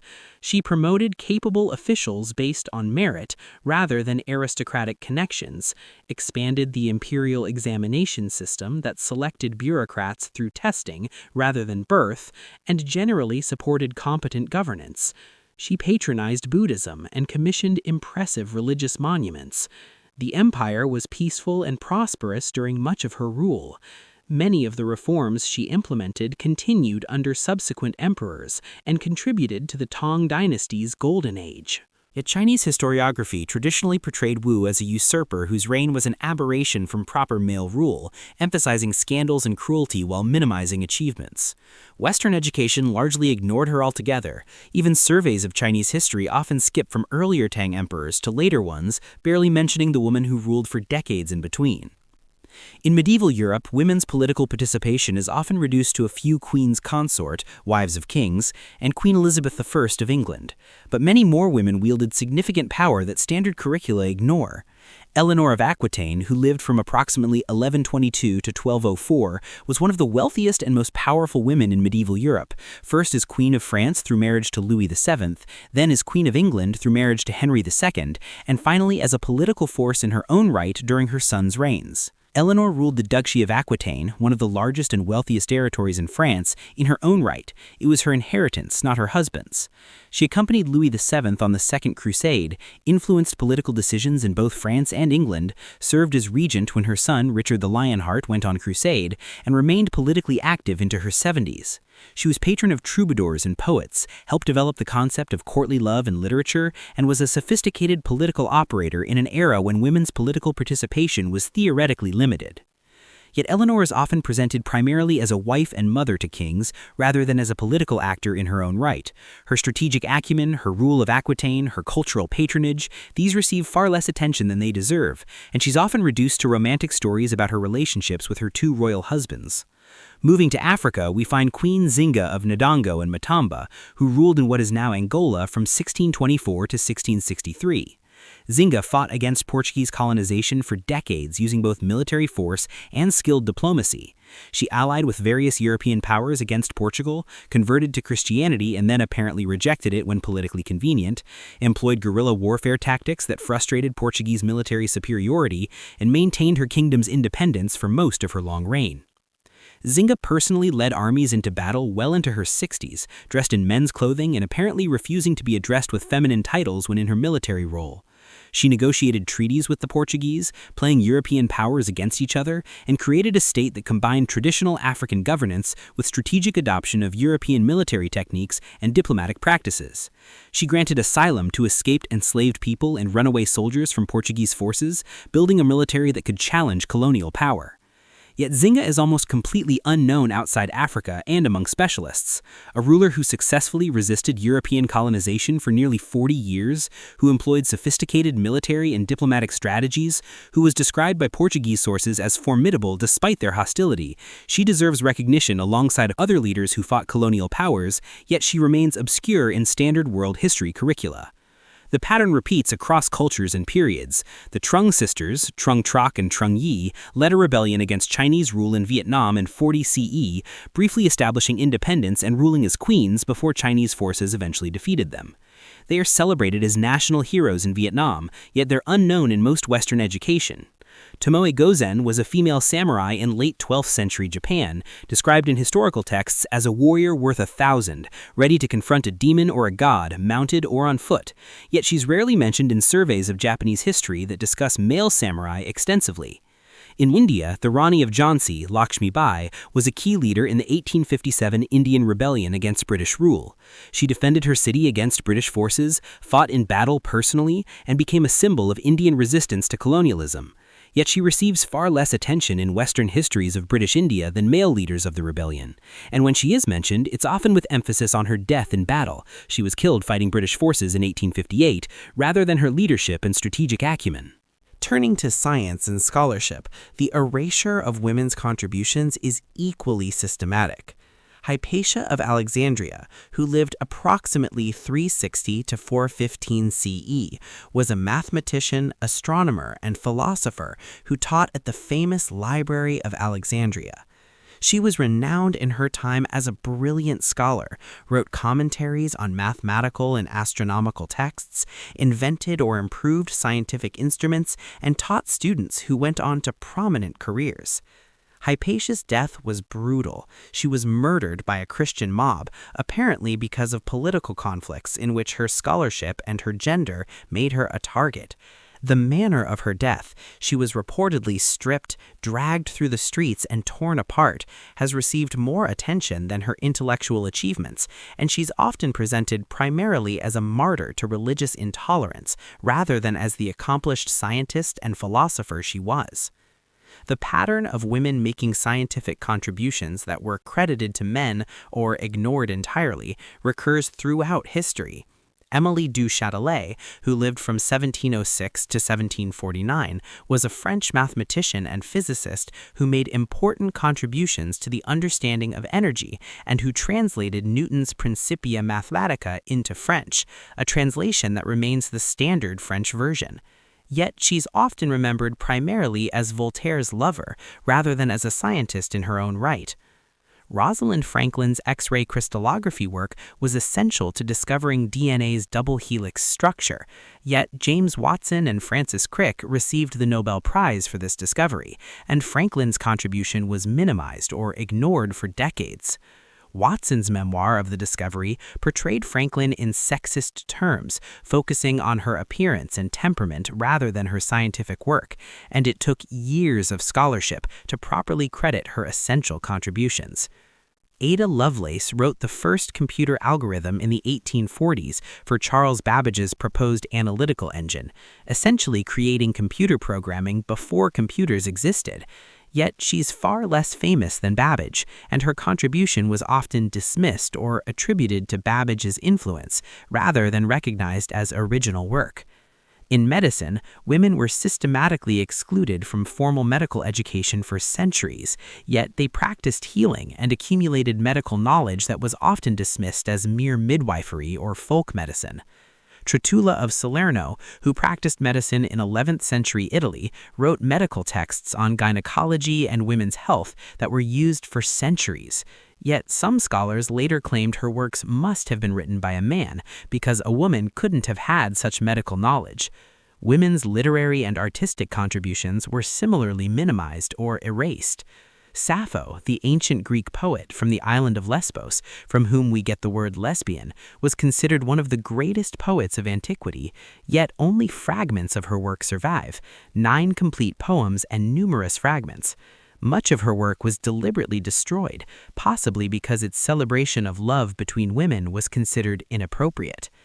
Sei Shonagon and Murasaki Shikubu, who lived in Heian, Japan around the year 1000, wrote literary masterpieces, Sei Shonagon's Pillow Book and Murasaki Shikubu's Tale of Genji, often considered the world's first novel. Yet these works receive far less attention in world literature courses than male-authored classics from the same or later periods, despite their literary sophistication and historical importance. Women's participation in revolutionary movements is often erased or minimized as well. The French Revolution had numerous female participants who organized, protested, and fought, yet the standard narrative focuses almost exclusively on men like Robespierre and Danton. The Women's March on Versailles in October 1789, which forced the royal family to return to Paris and was a crucial moment in the revolution's radicalization, is often treated as a footnote compared to male-dominated events, like the storming of the Bastille. Olympe de Gouges, who wrote the Declaration of the Rights of Woman and of the Female Citizen in 1791, arguing that the revolution's promises of liberty and equality should apply to women, was eventually guillotined during the Terror. Her execution is mentioned, if at all, as an example of revolutionary violence rather than as the silencing of a feminist voice demanding that revolutionary principles be applied consistently. In the Russian Revolution, Alexandra Kollontai was a Bolshevik revolutionary who became the first female government minister in modern European history when she served as People's Commissar for Social Welfare. She advocated for women's rights, sexual liberation, and collectivized childcare and housework to free women for full political participation.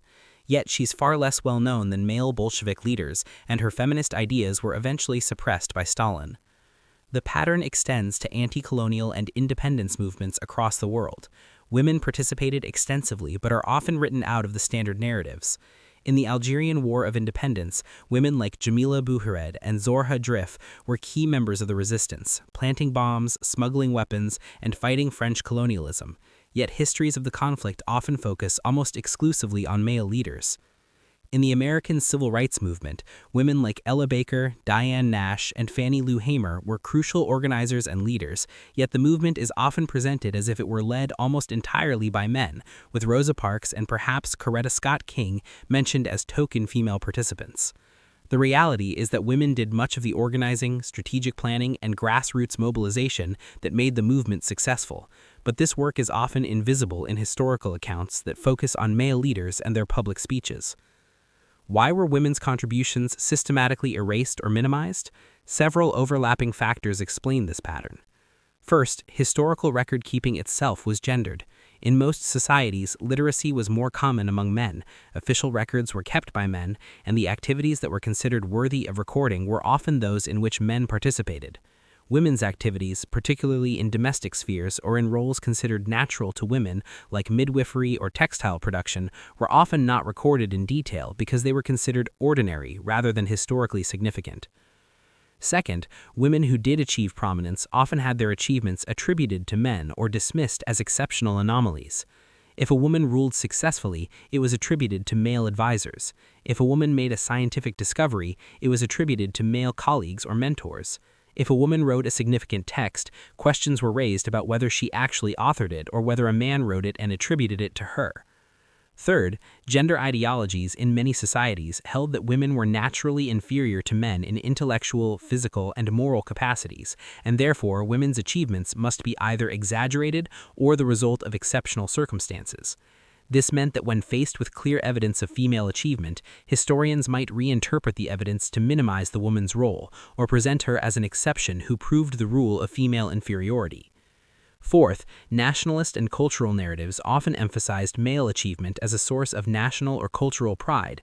Celebrating male rulers, generals, and scholars served purposes of national identity and cultural superiority that celebrating female achievement did not serve as effectively. Women's achievements, even when recognized, were often considered less important to the national story. Fifth, as academic history professionalized in the 19th and early 20th centuries, it was dominated by men who often shared assumptions about women's limited capabilities and appropriate roles. These historians wrote textbooks, designed curricula, and established what counted as important history, and they largely wrote women out of the story or relegated them to supporting roles. The recovery of women's history has been a major scholarly project over the past several decades. As historians, many of them women, have worked to uncover the evidence of women's participation in history that earlier scholarship ignored or suppressed. This work has revealed how extensively women participated in politics, warfare, science, culture, and every other sphere of human activity, and how much richer and more accurate our historical understanding becomes when we include women's stories. This recovery work is not about tokenism or forcing modern political concerns onto the past. It's about historical accuracy, recognizing that women constituted roughly half the population throughout history and that they participated in making history even when that participation was constrained by legal, social, and cultural barriers. Women ruled kingdoms when circumstances allowed, even when legal norms said they shouldn't. Women practiced medicine and science, even when excluded from formal institutions. Women fought in wars, led rebellions, and participated in political movements, even when such activities violated gender norms. Understanding this history helps correct the distorted impression created by traditional curricula that history was made almost exclusively by men. It reveals that the constraints on women's participation, while real and significant, were never absolute, and that women found ways to exercise agency, influence events, and make contributions even within systems designed to exclude them. It also helps us understand gender as a historical force, not a natural or inevitable fact about human societies, but a set of ideas, practices, and structures that varied across time and place, and that shaped what people could do and who was recognized for doing it. Seeing how female rulers navigated systems that theoretically excluded them from power, or how female scholars made contributions despite being barred from universities, reveals the historical construction of gender limitations and shows that they were contested and sometimes overcome. Moreover, recovering women's history enriches our understanding of the past in general. When we include women's perspectives and experiences, we see aspects of historical events and processes that focusing only on male elites would miss. We understand family structures, economic systems, cultural practices, and social change more completely when we include all members of society rather than just the men who held formal power. This doesn't mean claiming that historical gender relations were secretly equal or that women had the same opportunities as men. They didn't, in most times and places. Women faced systematic discrimination, legal disabilities, educational exclusion, and violence designed to keep them subordinate. But it does mean recognizing that within these constraints, women still participated in making history and that their contributions deserve to be remembered and studied alongside men's.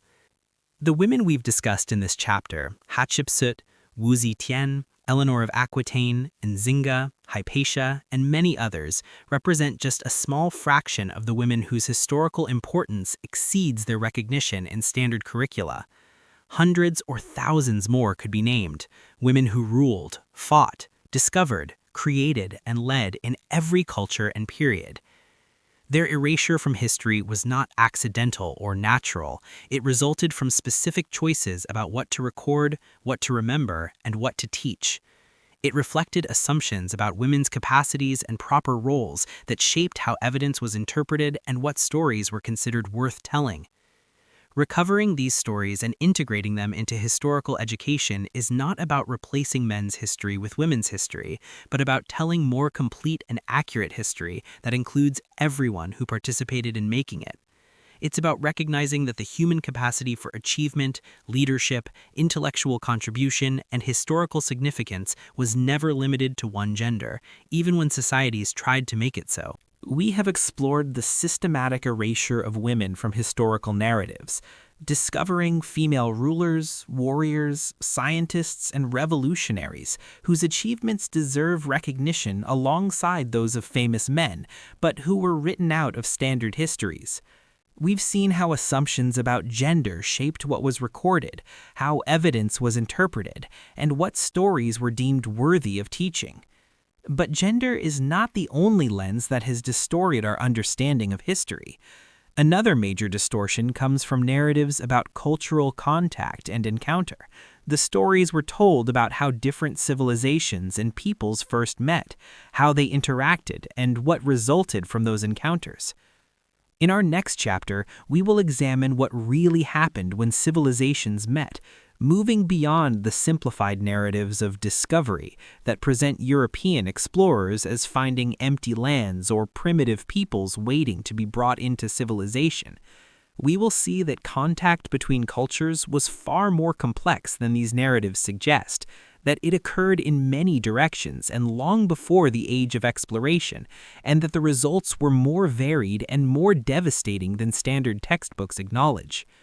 We will discover that Vikings reached North America centuries before Columbus, that Chinese fleets explored the Indian Ocean on a massive scale, that African kingdoms engaged with Europeans as equals rather than as victims waiting to be conquered, and that indigenous peoples throughout the Americas had sophisticated civilizations that were destroyed not by superior European culture, but by disease, violence, and the deliberate destruction of indigenous societies. The story of cultural contact and encounter is not a simple tale of backward peoples being brought into civilization by European explorers. It's a complex, often tragic story of societies with different technologies and disease immunities encountering each other, of mutual misunderstanding and deliberate exploitation, of demographic catastrophe and cultural destruction, but also of exchange, adaptation, and survival. Rest now, and when you're ready, we will explore the real story of what happened when civilizations met, the complexity behind the myths of discovery, the reality of cultural encounter beyond Eurocentric narratives, and the ways that indigenous peoples experienced and responded to contact with outsiders. The age of contact awaits, with truths more complicated and more important than the simple stories we learned in school. Picture the moment you first learned about the age of discovery in school. You probably saw maps with arrows showing European explorers' routes across oceans, illustrations of ships landing on distant shores, perhaps a painting of Columbus planting a flag while indigenous people watched from the trees. The narrative was clear. Brave European explorers ventured into unknown waters, discovered new lands, and brought civilization to peoples who had been living in isolation and primitiveness. This was presented as one of humanity's great achievements, the moment when the world suddenly became connected, when isolated peoples were brought into contact with advanced civilization, when history truly began for regions that had supposedly existed outside it. But now imagine a different series of moments. Imagine Norse sailors establishing a settlement in Newfoundland around the year 1000, 5 centuries before Columbus, interacting with indigenous peoples who had been living in North America for over 10,000 years. Imagine Chinese fleets of massive ships, vessels far larger than anything Europe would build for centuries, exploring the Indian Ocean in the early 1400s, carrying thousands of sailors, and visiting dozens of kingdoms from East Africa to Southeast Asia. Imagine African rulers in the 15th century treating Portuguese traders as equals, negotiating trade agreements from positions of strength, sending their own ambassadors to European courts.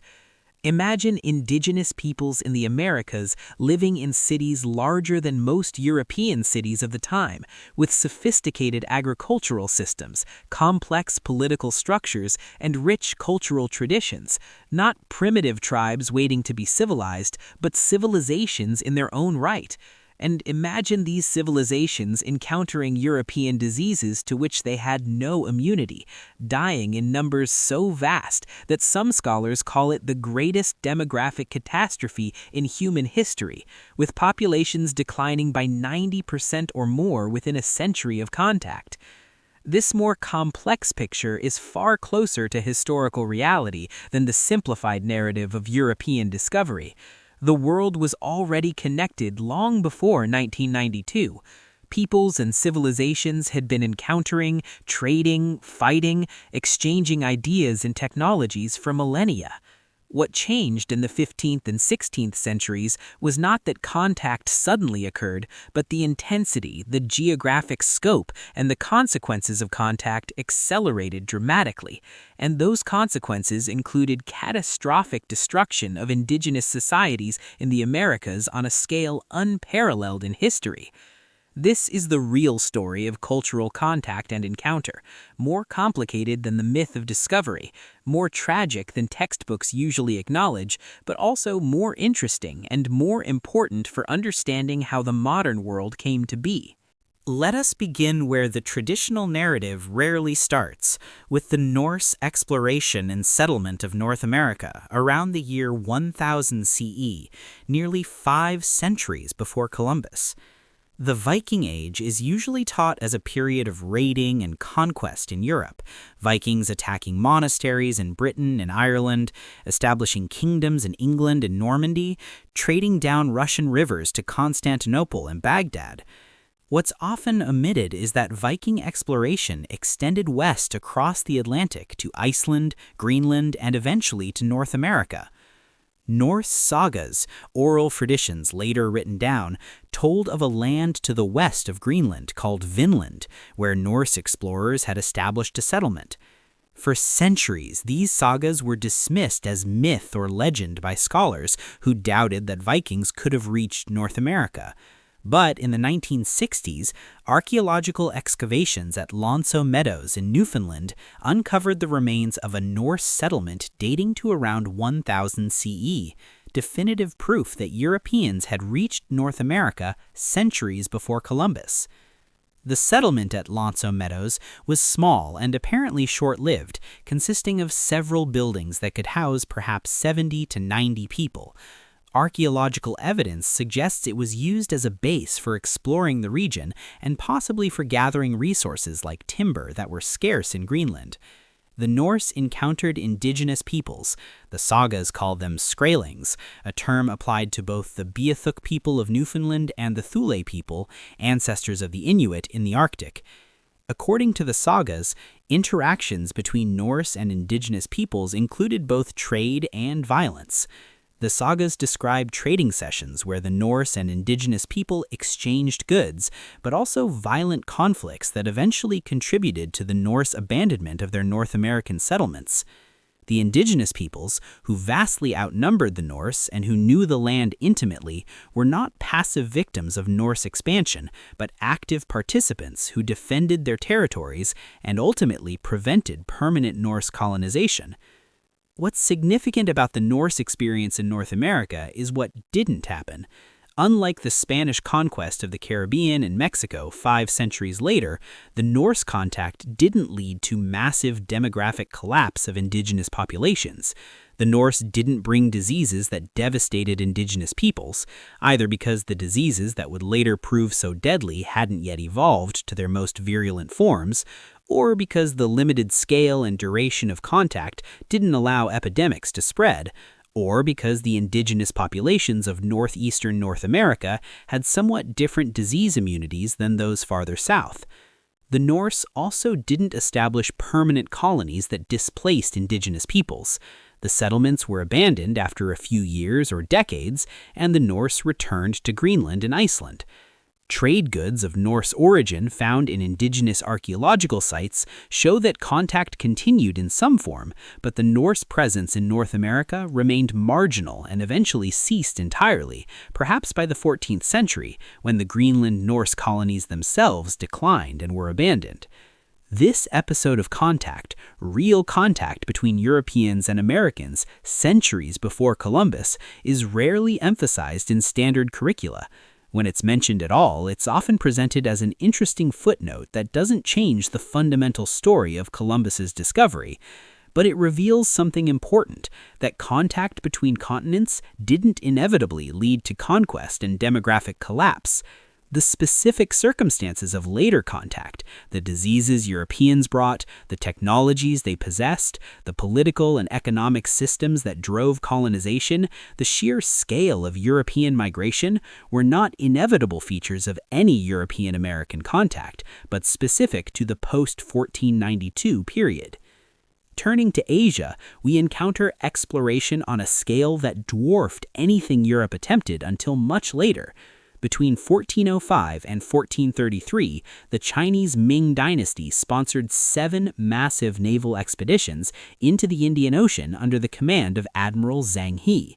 These weren't small exploratory voyages, but huge fleets. The first expedition reportedly included 317 ships and over 27,000 men, though some scholars question whether the largest ships were quite as enormous as Chinese sources claim. The treasure ships that formed the core of Zhang He's fleets were the largest wooden ships ever built to that point in history. Chinese sources describe them as over 400 feet long, far larger than Columbus's ships, or indeed any European vessel of the period. Even if these measurements are exaggerated and the ships were somewhat smaller, the fleet still represented an unprecedented maritime undertaking, demonstrating China's technological sophistication and organizational capacity. Zhang He's expeditions visited ports throughout Southeast Asia, India, the Persian Gulf, the Arabian Peninsula, and the east coast of Africa, reaching as far as present-day Kenya.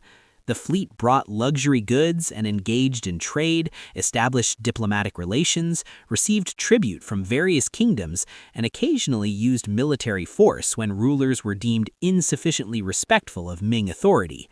The scale and reach of these expeditions demonstrated that China possessed the maritime technology and resources to explore and potentially colonize distant regions decades before European Atlantic exploration began in earnest. Then, abruptly, the voyages stopped.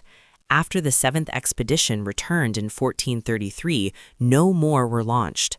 The reasons for this cessation are debated by historians: changing political priorities, the cost of the expeditions, shifting power among different court factions, the belief that the voyages had achieved their goals of demonstrating Ming power. Whatever the reasons, China turned inward, eventually implementing policies that restricted maritime trade and exploration. The question that haunts historians is, what if the voyages had continued? China had the technology and resources to establish overseas colonies, to control trade routes, to engage with Africa, India, and Southeast Asia on a massive scale. The fact that it chose not to do so, that the voyages stopped and China withdrew from overseas expansion, shows that colonialism and overseas empire were not inevitable products of technological capability, but specific choices made for specific reasons. This history complicates the narrative that European overseas expansion was the natural and inevitable result of superior technology or culture. China had superior maritime technology in the early 15th century and chose not to use it for sustained overseas expansion. The European dominance that followed was not foreordained, but resulted from particular political, economic, and social circumstances in Europe that created incentives for overseas expansion that didn't exist or were suppressed in Ming China. Yet Zhang He's voyages are often taught briefly, if at all, in world history courses, overshadowed by later European explorations that are presented as unprecedented achievements. The reality is that Chinese maritime exploration preceded and exceeded European efforts for decades, and that the Indian Ocean world was already highly connected through trade and cultural exchange before Europeans arrived. Moving to Africa, the standard narrative of European contact often presents Africans as passive victims of European slave traders and eventual colonizers, lacking the power or organization to resist European expansion. This narrative obscures the reality that for several centuries, African kingdoms engaged with European traders and explorers from positions of relative equality, and that the slave trade that devastated Africa was not simply imposed by Europeans, but involved complex collaborations and power dynamics that included African rulers and merchants as active participants. When Portuguese explorers first reached sub-Saharan Africa in the 15th century, they encountered sophisticated kingdoms with their own political structures, economic systems, and military power. The Kingdom of Congo, which the Portuguese contacted in the 1480s, was a substantial state with a centralized government, a capital city with thousands of inhabitants, and control over a large territory. The Congolese king, Nzinga Akuu, initially welcomed Portuguese contact, seeing opportunities for trade and access to European goods and technologies. The relationship between Congo and Portugal was initially of nominal equality. The kings corresponded as fellow monarchs, converted to Christianity, whether from genuine belief or political calculation is debated, and sent ambassadors to European courts. Congo adopted some European technologies and practices while maintaining its own political structures and cultural identity. This was not a relationship of colonizer and colonized, but of two kingdoms engaging in trade and diplomatic relations. However, the relationship gradually became more exploitative as Portuguese demand for enslaved people increased. The Kingdom of Congo participated in the slave trade, selling prisoners of war and criminals to Portuguese traders, but the scale of Portuguese demand eventually destabilized the kingdom. Congolese kings increasingly protested against the slave trade, arguing that it was depopulating their kingdom and that Portuguese traders were kidnapping free Congolese people, not just purchasing legitimate slaves according to local law. The famous letters from King Afonso I of Congo to King João III of Portugal in the 1520s reveal the complexity of the situation. Afonso had converted to Christianity, adopted Portuguese dress and customs, and tried to transform Congo into a Christian kingdom along European lines, but he desperately protested against the Portuguese slave trade, writing that Portuguese traders were taking free people, that the trade was destroying his kingdom, and that his efforts to stop it were being undermined by Portuguese merchants operating illegally. These letters show an African ruler trying to maintain control and resist exploitation, not a passive victim accepting whatever Europeans imposed. The Kingdom of Benin, in what is now Nigeria, similarly engaged with Portuguese traders on relatively equal terms in the 15th and 16th centuries. Benin was a powerful state with sophisticated bronze casting techniques. The famous Benin bronzes that British forces looted in 1897 demonstrate the high level of artistic achievement. The Oba, king of Benin, controlled trade, including the slave trade, and could and did restrict Portuguese traders when their activities conflicted with Benin's interests. Other African states maintained independence and power well into the colonial era. The Kingdom of Dahomey in modern Benin, not to be confused with the Kingdom of Benin in Nigeria, was a major power in the 18th and 19th centuries, controlling the slave trade from its region and maintaining a formidable military that included female warriors. Ethiopia successfully resisted Italian attempts at colonization, defeating Italian forces at the Battle of Adwa in 1896, one of the few instances where an African army defeated a European colonial force in the late 19th century. These examples demonstrate that African engagement with Europeans was not always or immediately one of subjugation and exploitation, that African rulers exercised agency and power, and that the eventual European colonization of Africa in the late 19th century was not the inevitable result of first contact, but the product of specific later circumstances, including European technological advances, particularly in weapons and medicine, and the political and economic forces that drove the scramble for Africa. Yet the standard narrative often collapses centuries of complex interactions into a simple story of European dominance, obscuring the periods when African states engaged with Europeans as equals, or even from positions of strength, and failing to acknowledge that the extreme exploitation and colonization that occurred were not natural or inevitable, but represented specific historical developments. The most catastrophic encounter in human history was the meeting of European and American civilizations after 1492. The demographic consequences were unprecedented. Indigenous populations in the Americas declined by an estimated 90% or more within a century of sustained contact, representing perhaps 50 to 60 million deaths. This was the largest demographic catastrophe in recorded history, fundamentally reshaping the human and ecological landscape of two continents. The primary killer was disease. Europeans brought with them epidemic diseases, smallpox, measles, typhus, influenza, and others, to which indigenous Americans had no immunity. These diseases spread rapidly through indigenous populations, often moving ahead of European colonizers themselves. The biological vulnerability of indigenous Americans to these diseases was not a sign of biological inferiority, but simply the result of geographic isolation.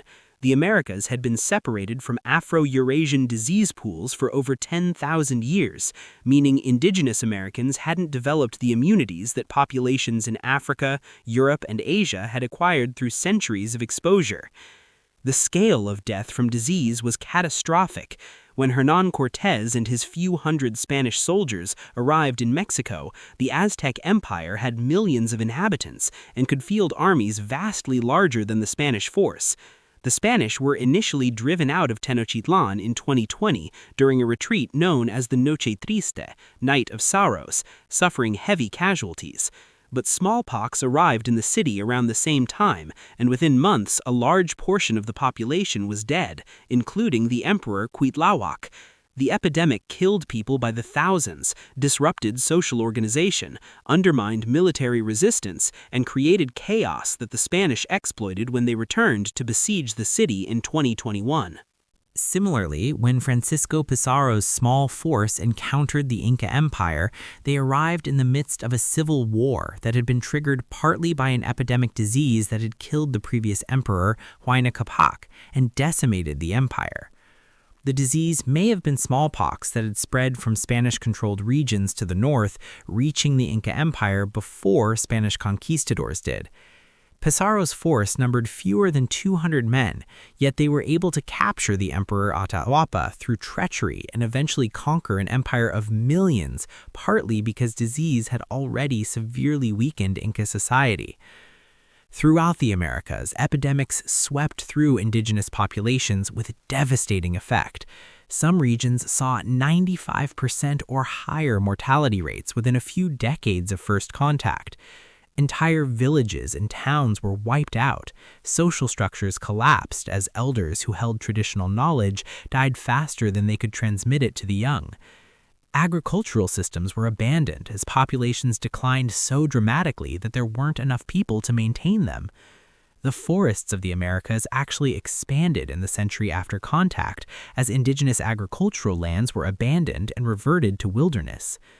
This demographic collapse is often presented in passive terms. Diseases killed indigenous people, as if it were a natural disaster beyond human control. While the epidemic diseases themselves were not deliberately introduced, Europeans didn't understand germ theory and couldn't have weaponized disease even if they'd wanted to, the broader context of contact was far from natural or inevitable. Europeans created conditions that made epidemics worse. The encomienda system forced indigenous people into concentrated labor camps where diseases spread easily. Spanish destruction of indigenous food systems created malnutrition that made people more vulnerable to disease. The violence and trauma of conquest weakened populations. The disruption of indigenous social systems meant traditional healing practices were lost, and communities couldn't care for their sick effectively. Moreover, Europeans deliberately exploited the demographic catastrophe. They seized lands that epidemics had depopulated, enslaved survivors, and built their colonial systems on the ruins of indigenous societies. When indigenous populations declined so dramatically that they couldn't provide sufficient labor for Spanish mines and plantations, Europeans began importing enslaved Africans, initiating the Atlantic slave trade. The demographic collapse of indigenous Americans directly contributed to the enslavement of millions of Africans. The narrative that focuses only on disease as a natural, unavoidable tragedy obscures the human decisions and actions that made the catastrophe worse and that exploited it for economic and political gain. It also obscures the fact that indigenous peoples resisted, adapted, and survived despite catastrophic losses. They weren't simply passive victims who disappeared, but active agents who fought to maintain their cultures and communities even as their populations collapsed. Indigenous responses to European contact varied widely and demonstrated considerable agency and strategic thinking. Some groups allied with Europeans against indigenous enemies. The Tlaxcalans allied with Cortés against the Aztecs, whom they had resented for years. These alliances weren't naive or passive, but represented strategic decisions based on indigenous political calculations, though the long-term consequences were disastrous for all indigenous groups. Other groups resisted fiercely. The Maya and Yucatan resisted Spanish conquest for decades, and some Maya regions weren't fully conquered until the late 17th century, nearly 2 centuries after first contact. The Apache people in southern Chile resisted both Inca and Spanish conquest, maintaining their independence for over 300 years. The Apache and Comanche in North America resisted European and later American expansion for centuries, adapting European technologies like horses and guns to enhance their military capabilities. Indigenous peoples also adapted European technologies and practices while maintaining their cultural identities. They adopted horses, metal tools, guns, and other European technologies when these provided advantages. They selectively adopted Christianity, sometimes blending it with indigenous religious practices to create syncretic religions. They developed new agricultural systems, combining indigenous and European crops. They created new identities and communities from the survivors of multiple groups devastated by epidemics. This adaptive response demonstrates that indigenous peoples weren't frozen in time, unable to change or adopt new technologies and ideas. They were dynamic societies that responded to new circumstances strategically. The common assumption that indigenous Americans were static, primitive cultures overwhelmed by superior European civilization is false.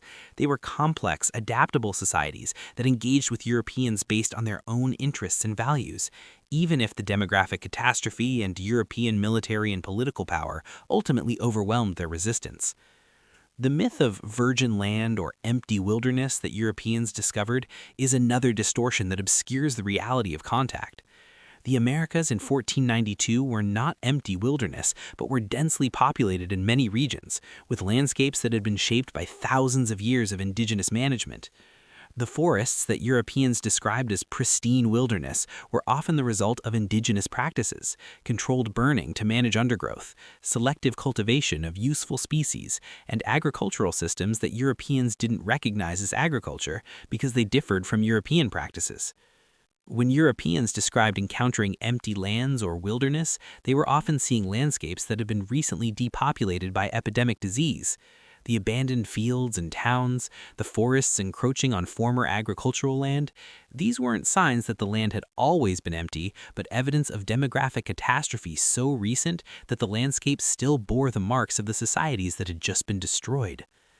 The concept of terra nullius, land belonging to no one, free for the taking, that Europeans used to justify seizing American land was based on the false assumption that indigenous peoples didn't have property rights or organized societies.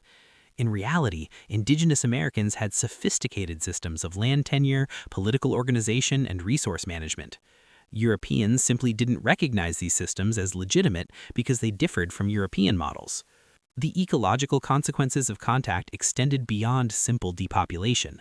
The Columbian Exchange, the transfer of plants, animals, and diseases between the Americas and Afro-Eurasia, transformed ecosystems on both sides of the Atlantic. American crops like maize, potatoes, tomatoes, cacao, and tobacco spread throughout the world, transforming agriculture and diets globally. Potatoes became a staple crop in Northern Europe, maize in Africa and Asia, and tomatoes in Mediterranean and Indian cuisine. These crops, domesticated by indigenous Americans over thousands of years, were possibly the Americas' greatest contribution to world civilization, enabling population growth globally by providing nutritious, productive crops. In the reverse direction, Europeans introduced wheat, rice, sugarcane, cattle, horses, pigs, and numerous other species to the Americas. These transformed American ecology and indigenous economies. Horses revolutionized transportation and warfare for many indigenous groups, particularly on the Great Plains, where horse riding cultures like the Lakota and Comanche emerged. But European animals also damaged ecosystems, as cattle and pigs trampled and consumed native vegetation, and European agricultural practices depleted soils and altered landscapes. The full scope of the Columbian Exchange was world-transforming, reshaping agriculture, cuisine, ecology, and demographics globally. Yet it's often taught as a neutral exchange of species, rather than as a process deeply embedded in colonization, conquest, and exploitation. The sugar plantations that produced wealth for European colonizers were worked by enslaved Africans, who replaced indigenous Americans killed by disease.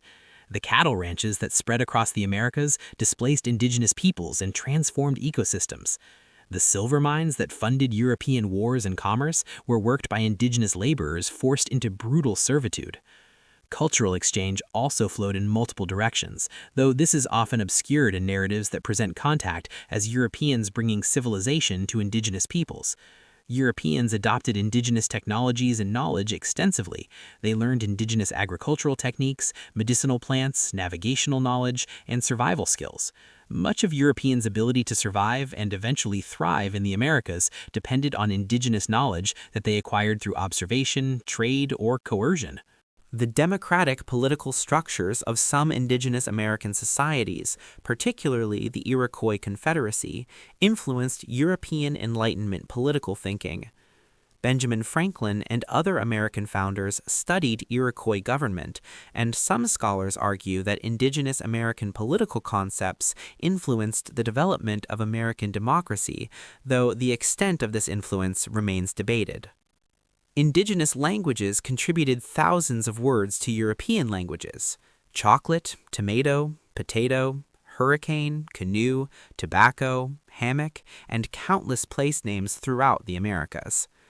Indigenous artistic styles influenced European art, particularly in Mexico and Peru, where Spanish colonial art developed distinctive styles blending European and indigenous elements. However, the cultural exchange was profoundly unequal. While Europeans borrowed extensively from indigenous cultures, they also deliberately destroyed indigenous knowledge systems, languages, religions, and social structures. Spanish authorities burned Maya codices, destroying priceless historical and scientific records. Catholic missionaries suppressed indigenous religions, though indigenous peoples often maintained their beliefs secretly or blended them with Christianity. European-style education systems imposed European languages and cultural values, sometimes through brutal methods in boarding schools designed to separate indigenous children from their cultures. This destruction of indigenous knowledge was a catastrophic loss for humanity. The astronomical knowledge, mathematical systems, agricultural techniques, medicinal knowledge, historical records, literary traditions, and philosophical systems that indigenous Americans had developed over millennia were largely destroyed. What survived did so often despite European efforts to suppress it, preserved by indigenous peoples who resisted cultural annihilation. The long-term consequences of contact after 1492 included the rise of Europe to global dominance, partly funded by American silver and built on resources extracted from colonized lands. The Atlantic slave trade that brought millions of Africans to the Americas in chains. The creation of new societies in the Americas that combined European, indigenous, and African elements in complex ways. The global spread of American crops that enabled population growth worldwide. The demographic collapse and cultural destruction of indigenous American societies. The ecological transformation of both American continents. Understanding this history accurately requires moving beyond the simplified narrative of discovery and recognizing contact for what it was, a catastrophic encounter between societies with different technologies and disease immunities that resulted in the greatest demographic collapse in human history. The creation of European colonial empires, the enslavement of millions of Africans, and the transformation of global ecology, economy, and culture. It requires acknowledging that indigenous Americans weren't primitive peoples waiting to be civilized, but members of complex societies that were destroyed through a combination of epidemic disease, military conquest, and deliberate cultural suppression. It requires recognizing that European success in colonizing the Americas resulted not from cultural or racial superiority, but from specific advantages, particularly disease immunity and certain military technologies, combined with the catastrophic demographic vulnerability of indigenous populations to Afro-Eurasian diseases. It requires understanding that the contact between civilizations in this period wasn't an inevitable meeting of isolated peoples suddenly discovering each other, but rather an intensification and geographic expansion of contacts that had been occurring for millennia, now occurring in the context of emerging European capitalism, imperial competition, and technologies that enabled overseas colonization on an unprecedented scale. We have explored the real story of contact and encounter between civilizations, moving beyond simplified narratives of European discovery to understand the complex, often tragic reality of how different societies met and what resulted from those meetings. We've seen that the world was already connected before 1492, that contact occurred in many directions and on many scales, and that the consequences of contact after 1492 included catastrophic demographic collapse, cultural destruction, and the rise of European global dominance built on colonization and exploitation. But our journey through What School Never Told You About World History has one more dimension to explore. Even when events are taught and figures are mentioned, the specific facts and interpretations we learned often turn out to be wrong, oversimplified, or based on myths that have been accepted as truth for so long that they've become unquestioned. In our final chapter, we will examine how we got history wrong, exploring common myths that persist despite historical evidence to the contrary, propaganda that became accepted as fact, and how modern archaeology and scholarship are rewriting what we thought we knew about the past. We will discover that many facts we memorized in school were actually misconceptions or oversimplifications. We will see how advances in archaeological techniques, the examination of previously overlooked sources, and new analytical methods are revealing that much of what we thought we knew about ancient societies, about technological development, about the causes of historical events, was incomplete or incorrect.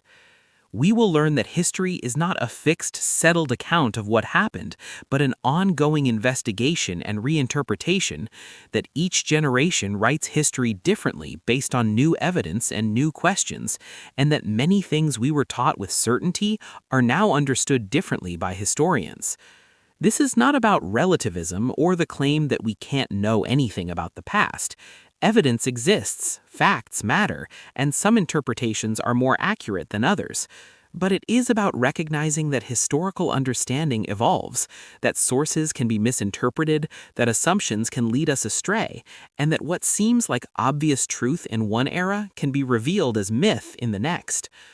Rest now, and when you're ready, we will explore the final chapter of What School Never Told You, how we got history wrong, what modern scholarship is correcting, and why understanding that our historical knowledge is provisional and evolving helps us think more critically about both the past and the present. The myths we believed await their examination. The history we thought we knew is more uncertain and more interesting than we realized. Think of a historical fact you learned in school and believed without question. Perhaps that medieval people thought the earth was flat until Columbus proved it was round, or that the Library of Alexandria was burned in a single catastrophic fire, destroying ancient knowledge, or that Napoleon was unusually short, giving us the term Napoleon complex, or that Vikings wore horned helmets into battle, or that the Great Wall of China is visible from space, or that Einstein failed mathematics as a student, or that people in the past were generally less intelligent, less capable, or less sophisticated than we are today. Now imagine discovering that virtually all of these facts are false, not just slightly inaccurate, but fundamentally wrong, based on myths, misunderstandings, or deliberate propaganda that became so widely repeated that they were accepted as truth. The medieval scholars who educated Columbus knew perfectly well that the earth was round. They'd known since ancient Greece. The Library of Alexandria declined gradually over centuries, not in a single dramatic burning. Napoleon was average height for his time. The myth of his shortness arose from British propaganda and confusion between French and English measurement systems. Vikings never wore horned helmets. That image was invented by 19th century costume designers. The Great Wall of China is not visible from space with the naked eye. Einstein excelled at mathematics from a young age. These myths persist because they're memorable, because they fit narratives we want to believe, because they were repeated by authority figures and printed in textbooks, because questioning them feels like questioning knowledge itself. But they're still myths, and believing them distorts our understanding of history just as surely as omitting entire civilizations or erasing women's contributions. This final chapter is about how we got history wrong, about the myths that became facts, the propaganda that shaped our understanding, the assumptions that led us astray, and how modern archaeology and scholarship are rewriting what we thought we knew about the past. This is about understanding that history is not a collection of settled facts, but an ongoing investigation that constantly revises its conclusions based on new evidence and new questions. This is about learning to think critically about what we're told about the past, to ask where historical claims come from, to understand that much of what we know about history may be incomplete, oversimplified, or simply wrong, and that discovering this doesn't make history less valuable, but rather more fascinating and more honest. Let us begin with one of the most pervasive myths about the medieval period. The idea that medieval Europeans believed the earth was flat, that this belief represented medieval ignorance and superstition, and that Columbus's voyage proved the earth was round and challenged this medieval misconception. This myth is so widespread that it appears in countless textbooks, educational materials, and popular histories.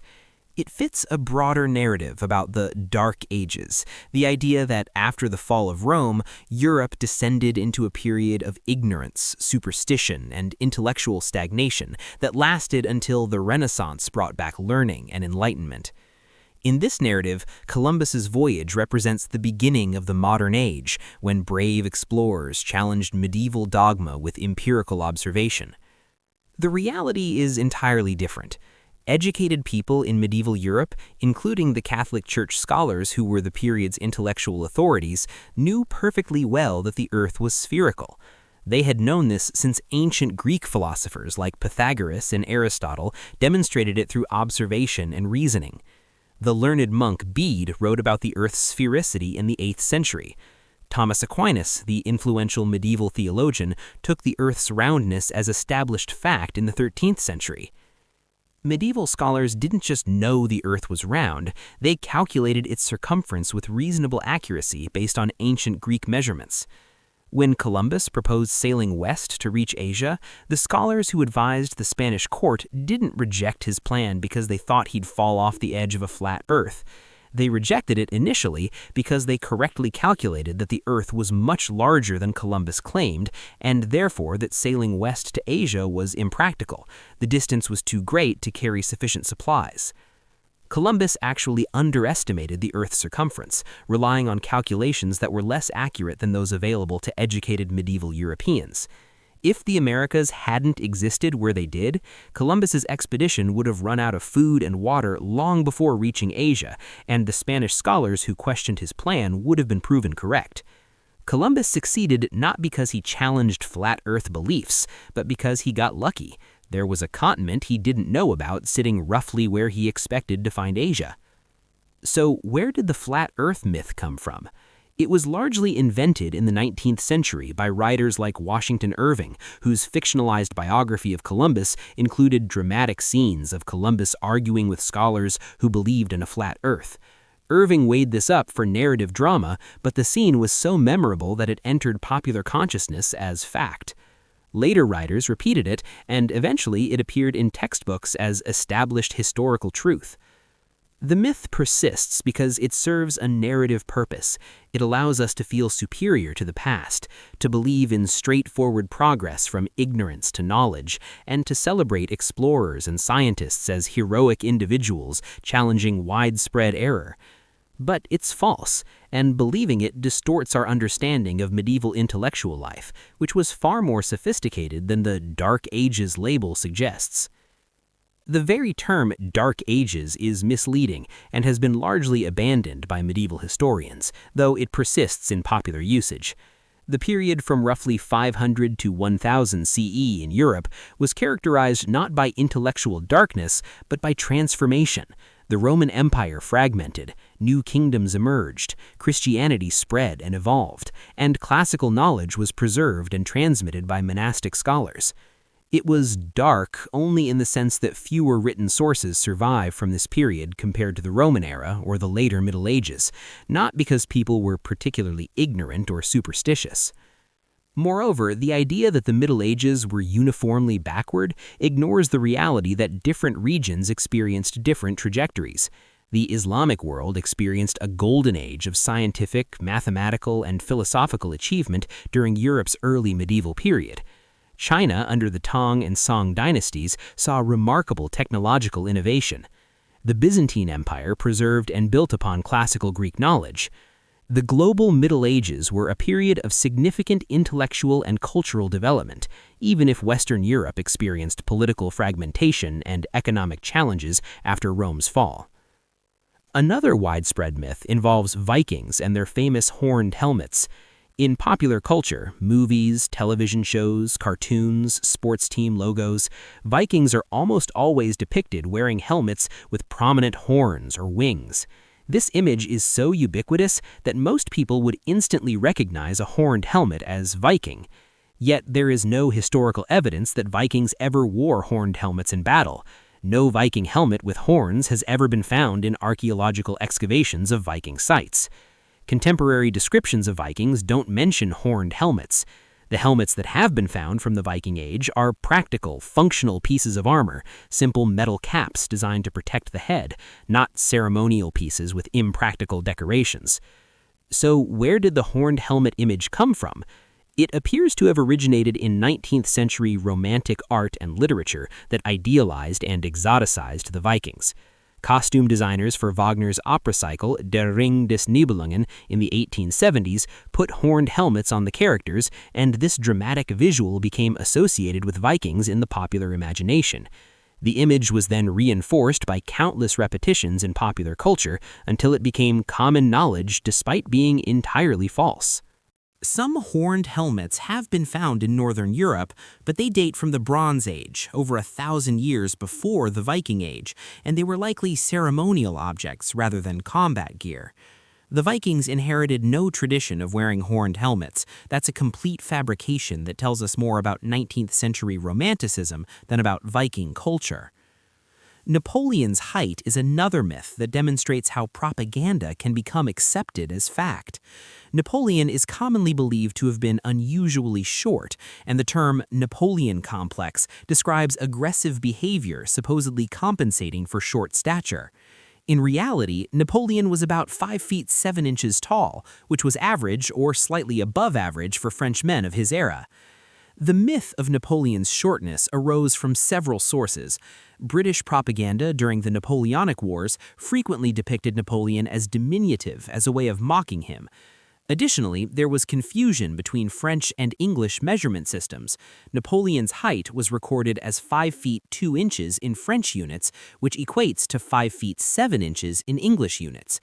English-speaking people who saw the measurement didn't realize it was in French units and assumed Napoleon was barely over 5 feet tall.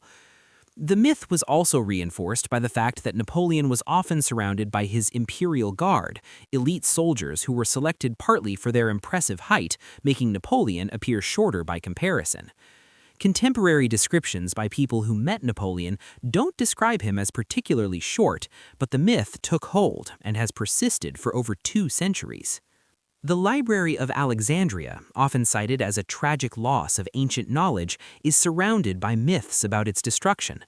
The common narrative is that the library was burned in a single catastrophic event, usually attributed to Julius Caesar, Muslim conquerors, or Christian mobs, depending on which version you hear, destroying hundreds of thousands of irreplaceable manuscripts and setting back human knowledge by centuries. The reality is more complex and less dramatic. The Library of Alexandria wasn't destroyed in a single event, but declined gradually over several centuries due to a combination of factors: reduced funding, political instability, declining scholarly activity, and probably several smaller fires and attacks over time. Julius Caesar's forces did accidentally set fire to ships in Alexandria's harbor in 48 BCE, and this fire may have spread to some library buildings or warehouses storing scrolls, but the library survived and continued operating for centuries afterward. By the time of the Muslim conquest of Egypt in the 7th century CE, the library had already long ceased to function as a major center of learning. The story that Caliph Umar ordered the library's destruction is probably a later fabrication. It doesn't appear in sources until centuries after the alleged event, and historians generally consider it to be myth rather than history. The decline of the Library of Alexandria was tragic, and the loss of ancient texts that weren't copied and preserved elsewhere represents a genuine loss to human knowledge. But the mythology surrounding its destruction, the idea of a single dramatic burning that instantly destroyed accumulated ancient wisdom, is largely false and obscures the reality of how knowledge is lost gradually through neglect, changing priorities, and the failure to copy and preserve texts as they decay. The myth of Einstein failing mathematics is another persistent falsehood. Einstein was exceptionally talented in mathematics from a young age, excelling in the subject throughout his education. He taught himself calculus by age 15 and mastered advanced mathematics well before university. Where did this myth come from? It appears to have originated from a misunderstanding of the Swiss school grading system. In Switzerland, 6 was the highest grade and 1 the lowest, the reverse of some other systems. When someone unfamiliar with Swiss grading saw Einstein's school records showing marks of 1 and 2 in some subjects, they might have assumed these were failing grades, when they were actually mediocre marks, though Einstein's mathematics marks were consistently excellent. The myth persists, perhaps because it's comforting. If even Einstein struggled with math, then it's okay for the rest of us to find it difficult. The myth also fits a broader narrative about genius being unconventional and not conforming to normal educational expectations, but it's simply false. Einstein was brilliant at mathematics from childhood, and his scientific achievements depended on sophisticated mathematical reasoning that would have been impossible if he'd struggled with the subject. The visibility of the Great Wall of China from space is another myth that demonstrates how a claim can become widely believed without evidence. The notion that the Great Wall is the only human-made structure visible from space with the naked eye has been repeated in textbooks and popular culture for decades. Astronauts who have actually been in space consistently report that the Great Wall is not visible to the naked eye from orbit. It's narrow and roughly the same color as the surrounding landscape, making it blend in when viewed from space. Many other human structures, cities, highways, agricultural patterns, lights at night, are actually more visible from orbit than the Great Wall. Where did this myth originate? It appears to have started before humans actually went into space, as speculation about what would be visible from such a height. Once the claim was in circulation, it was repeated without verification until it became accepted as fact. Even after astronauts reported that it wasn't true, the myth persisted in educational materials, demonstrating how resistant to correction false facts can be once they're widely established. The myths we've discussed so far are relatively harmless. Being wrong about Viking helmets or Napoleon's height doesn't cause much harm beyond historical inaccuracy. But some historical myths have more serious consequences because they shape how we understand identity, race, culture, and power. The myth of primitive indigenous peoples is particularly pernicious. Many historical narratives, particularly older ones but persisting in some contemporary materials, present indigenous peoples in the Americas, Africa, Australia, and the Pacific as primitive, savage, or existing in a Stone Age state when Europeans encountered them. This narrative served to justify colonization. If indigenous peoples were primitive and uncivilized, then European conquest could be framed as bringing civilization and progress, rather than as invasion and exploitation. Modern archaeology has thoroughly debunked this characterization. Indigenous Americans developed sophisticated civilizations with impressive achievements in architecture, agriculture, mathematics, astronomy, medicine, and social organization. The Maya developed a writing system, made astronomical observations of remarkable accuracy, and built cities with complex infrastructure. The Inca built an empire with extensive road networks, administrative systems, and architectural achievements like Machu Picchu. The Mississippian culture built Cahokia, a city larger than London at the time. In Africa, we've discussed kingdoms like Mali, Great Zimbabwe, and Axum that demonstrate sophisticated political organization, economic systems, and cultural achievement. In the Pacific, Polynesian navigators developed sophisticated knowledge of ocean navigation that allowed them to settle islands across vast expanses of ocean using outriggered canoes and navigation by stars, currents, and wave patterns. The myth of primitive indigenous peoples was never accurate. It reflected European prejudice and served colonial interests rather than representing actual historical reality. Yet it persists in subtle ways in how history is taught and how contemporary indigenous peoples are sometimes viewed, requiring conscious effort to recognize and correct these assumptions. Similarly, myths about the construction of ancient monuments have often denied the achievements of the peoples who actually built them. The pyramids of Egypt, for instance, are sometimes still described as having been built by slave labor, with images of thousands of enslaved people being whipped while dragging massive stones. This narrative fits assumptions about ancient societies being based on brutal oppression and about monumental architecture requiring forced labor. Archaeological evidence tells a different story. The workers who built the pyramids appear to have been skilled laborers who were paid for their work, housed in purpose-built workers' villages, fed well. Analysis of food remains shows they ate meat regularly, a luxury for common people, and given medical care when injured.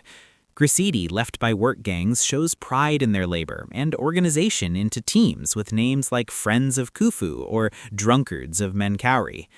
This doesn't mean ancient Egypt was egalitarian or that pyramid construction wasn't extremely difficult and dangerous work, but it does mean that the image of enslaved masses being brutally forced to build monuments is inaccurate. The pyramids were built by organized labor forces in a society that could mobilize and support large-scale construction projects through administrative sophistication, not just through violence and coercion. Similarly, the Moai statues of Easter Island, Rapa Nui, are sometimes presented as evidence that the island's inhabitants irrationally depleted their resources building monuments until ecological collapse destroyed their civilization. This narrative serves as a cautionary tale about environmental destruction, but misrepresents what actually happened on Rapa Nui. Modern research suggests that the Rapa Nui people developed sophisticated techniques for moving the massive statues, that the island's deforestation was partly caused by rats, introduced accidentally by Polynesian settlers, eating tree seeds and preventing forest regeneration, and that European contact and the subsequent slave raids and disease introduction were more responsible for the society's collapse than environmental mismanagement. The statues themselves were not signs of irrational excess, but had important cultural and religious significance in a society that successfully inhabited a remote island for centuries.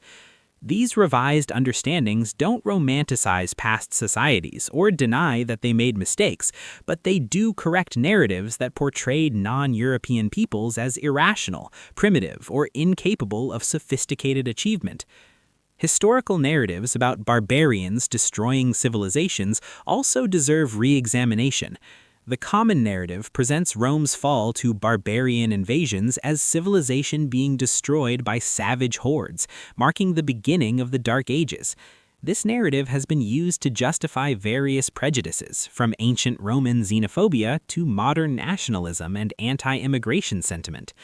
Modern scholarship recognizes that the relationship between Rome and the Germanic peoples who eventually established kingdoms in former Roman territory was far more complex than simple invasion and destruction. Many barbarians had been living within the empire for generations, serving in Roman armies, trading with Romans, and adopting aspects of Roman culture. The transformation of the Western Roman Empire was a complex process of political fragmentation, economic change, and cultural synthesis, rather than simple destruction by external invaders. Moreover, the Germanic kingdoms that emerged from Rome's fragmentation preserved much Roman law, administration, and culture, blending it with their own traditions. The Frankish kingdom under Charlemagne, the Visigothic kingdom in Spain, the Ostrogothic kingdom in Italy. These weren't savage replacements for Roman civilization, but successor states that maintained continuity with Roman institutions while developing their own distinctive characters. The narrative of civilization versus barbarism obscures this complexity and creates a false dichotomy that doesn't reflect historical reality. It also serves ideological purposes in the present by suggesting that civilized societies are always threatened by barbarian outsiders, a framework that has been used to justify xenophobia and exclusion. Propaganda becoming accepted as history is not just an ancient or medieval phenomenon. Modern historical events are also surrounded by myths that serve political purposes. The narrative of American Thanksgiving, for example, is taught to children as a story of pilgrims and Native Americans sharing a harvest feast in peace and gratitude. This story emphasizes cooperation and mutual assistance, presenting a foundation myth for American national identity. The historical reality was more complex and darker. The Wampanoag people who helped the Plymouth colonists survive did so partly because they had been devastated by epidemic diseases, possibly introduced by earlier European contacts, and were seeking allies against rival groups. The peaceful coexistence didn't last. Within a generation, the colonists and their indigenous neighbors were engaged in brutal warfare.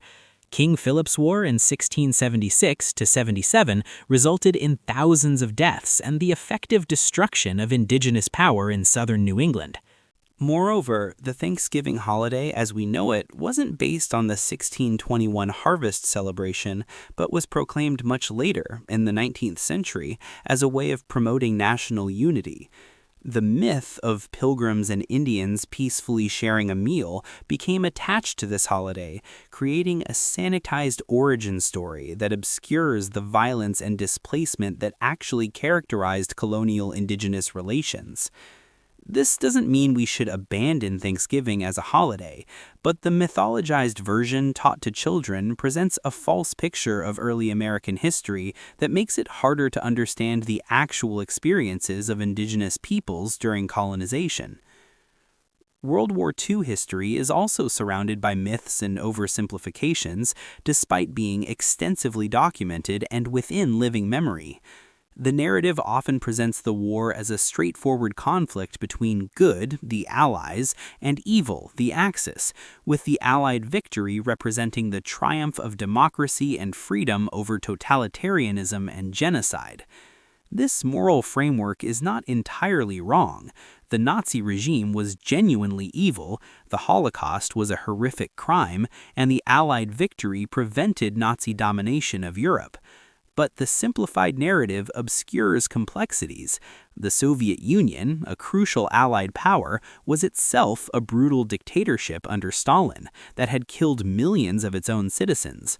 The Allies included colonial powers, Britain, France, that denied freedom and democracy to millions of colonized peoples. Allied actions included their own atrocities, from the mass bombing of German and Japanese cities killing hundreds of thousands of civilians to the forced relocation and internment of Japanese Americans. Understanding these complexities doesn't create moral equivalency between the Allies and Axis. It doesn't make Allied actions as bad as the Holocaust or suggest the Allies shouldn't have fought. but it does create a more honest and nuanced understanding of the war that acknowledges that even the good guys were imperfect and that war creates moral complexities that simple narratives obscure. The Cold War is similarly surrounded by mythologies, particularly in American education. The narrative often presents it as a straightforward conflict between freedom-loving democracies, the West, and totalitarian communism, the Soviet bloc, with the United States defending freedom worldwide against communist expansion. This narrative served important political purposes during the Cold War, justifying American military spending, interventions, and alliances, but it obscured the reality that many American-supported governments during the Cold War were themselves authoritarian or dictatorial. The United States supported coups against democratically elected governments in Iran, Guatemala, and Chile when those governments' policies conflicted with American interests. American allies included brutal dictatorships in Latin America, Africa, and Asia. Similarly, the narrative of communist expansion as a monolithic threat obscured the reality that communist movements in different countries often had distinct characteristics and motivations, and that many anti-colonial movements embraced communism not primarily out of ideological conviction, but because the Soviet Union supported decolonization while Western powers often opposed it. A more honest understanding of the Cold War acknowledges that while there were genuine ideological differences and that Soviet communism was genuinely repressive, the conflict was also about power, resources, and geopolitical influence, and that both sides engaged in actions that violated their professed principles. These examples illustrate how historical narratives are shaped by present concerns and political interests. The histories we learn often serve purposes beyond simply describing what happened. They create national identities, justify current policies, make us feel good about our heritage, or teach moral lessons. Understanding this doesn't mean all history is relative or that truth doesn't matter, but it does mean we should think critically about the narratives we're presented with and ask whose interests they serve. Modern archaeology and historical scholarship are constantly revising our understanding of the past as new evidence is discovered and new analytical methods are developed. Advances in carbon dating, DNA analysis, isotope analysis, remote sensing, and other techniques have revealed information about the past that earlier scholars couldn't access. For example, DNA analysis of ancient remains has revealed population movements and mixing that weren't visible in the archaeological record. We now know that modern Europeans have ancestry from at least 3 distinct ancient populations: hunter-gatherers who first inhabited Europe, farmers who migrated from Anatolia starting about 9,000 years ago, and pastoralists from the Eurasian steppes who arrived about 5,000 years ago. This genetic evidence has revised our understanding of European prehistory, showing that the continent's population was shaped by multiple waves of migration rather than by continuous inhabitation by a single ancestral group. In the Americas, DNA evidence has shown that indigenous populations are descended from peoples who migrated from Siberia across the Bering Land Bridge, which existed during the last ice age when sea levels were lower, at least 15,000 years ago, with subsequent population movements creating the genetic diversity seen in indigenous American populations today. This evidence helps us understand the deep history of human inhabitation of the Americas, though some indigenous communities have concerns about genetic studies that seem to conflict with their traditional origin stories. Isotope analysis of ancient bones and teeth can reveal information about diet, migration, and health. By analyzing the chemical composition of bone and tooth enamel, researchers can determine what someone ate during different periods of their life, where they grew up, different regions have different isotope signatures in local water and food, and whether they moved between regions during their lifetime. This technique has revealed, for instance, that the workers who built Stonehenge came from across Britain and even from continental Europe, suggesting that the monument's construction involved people traveling significant distances to participate in its building. It's revised our understanding of ancient migration patterns and shown that even in prehistoric times, people were more mobile and interconnected than we might have assumed. In remote sensing technologies like LiDAR, light detection and ranging, have revolutionized archaeology by allowing researchers to map landscapes and detect buried structures without excavation. LiDAR uses laser pulses fired from aircraft to create detailed topographic maps that can reveal subtle features invisible at ground level. In Central America, LiDAR surveys have revealed thousands of previously unknown Maya structures hidden under jungle canopy, showing that Maya cities were much larger and more densely populated than previously thought. These discoveries have revised estimates of Maya population and the scale of Maya civilization, revealing a landscape that was extensively modified by human activity rather than pristine wilderness. In Southeast Asia, LiDAR has revealed the full extent of Angkor, showing that the city was much larger than the temple complexes tourists visit, with extensive urban infrastructure, water management systems, and residential areas spreading across hundreds of square kilometers. These discoveries have revised our understanding of Angkor as one of the largest pre-industrial cities in the world. Underwater archaeology has discovered shipwrecks and submerged settlements that provide information about ancient trade, maritime technology, and climate change. As seas rose after the last ice age, coastal settlements were submerged, preserving evidence of human activity from periods that are poorly represented in the land-based archaeological record. In the Mediterranean, shipwrecks from ancient Greek, Roman, and Phoenician periods have been found carrying cargoes that reveal the extent and nature of ancient trade networks. In Southeast Asia, submerged ancient port cities have been discovered, showing how sea level rise has hidden evidence of early maritime civilizations. Historical climate reconstruction, through analysis of tree rings, ice cores, lake sediments, and other natural archives, has revealed that climate changes played important roles in historical events. The medieval warm period, roughly 950 to 1250 CE, saw warmer temperatures in the North Atlantic region that may have enabled Norse expansion to Greenland and North America. The Little Ice Age, roughly 1300 to 1850 CE, brought cooler temperatures that affected agriculture, caused crop failures and famines, and may have contributed to social and political instability. Understanding climate's role in history doesn't create environmental determinism. Climate doesn't determine what happens, but it shapes the conditions in which people make decisions and affects the outcomes of those decisions. Climate change is one factor among many in complex historical processes. Reanalysis of written sources using new critical methods has also revised our understanding of the past.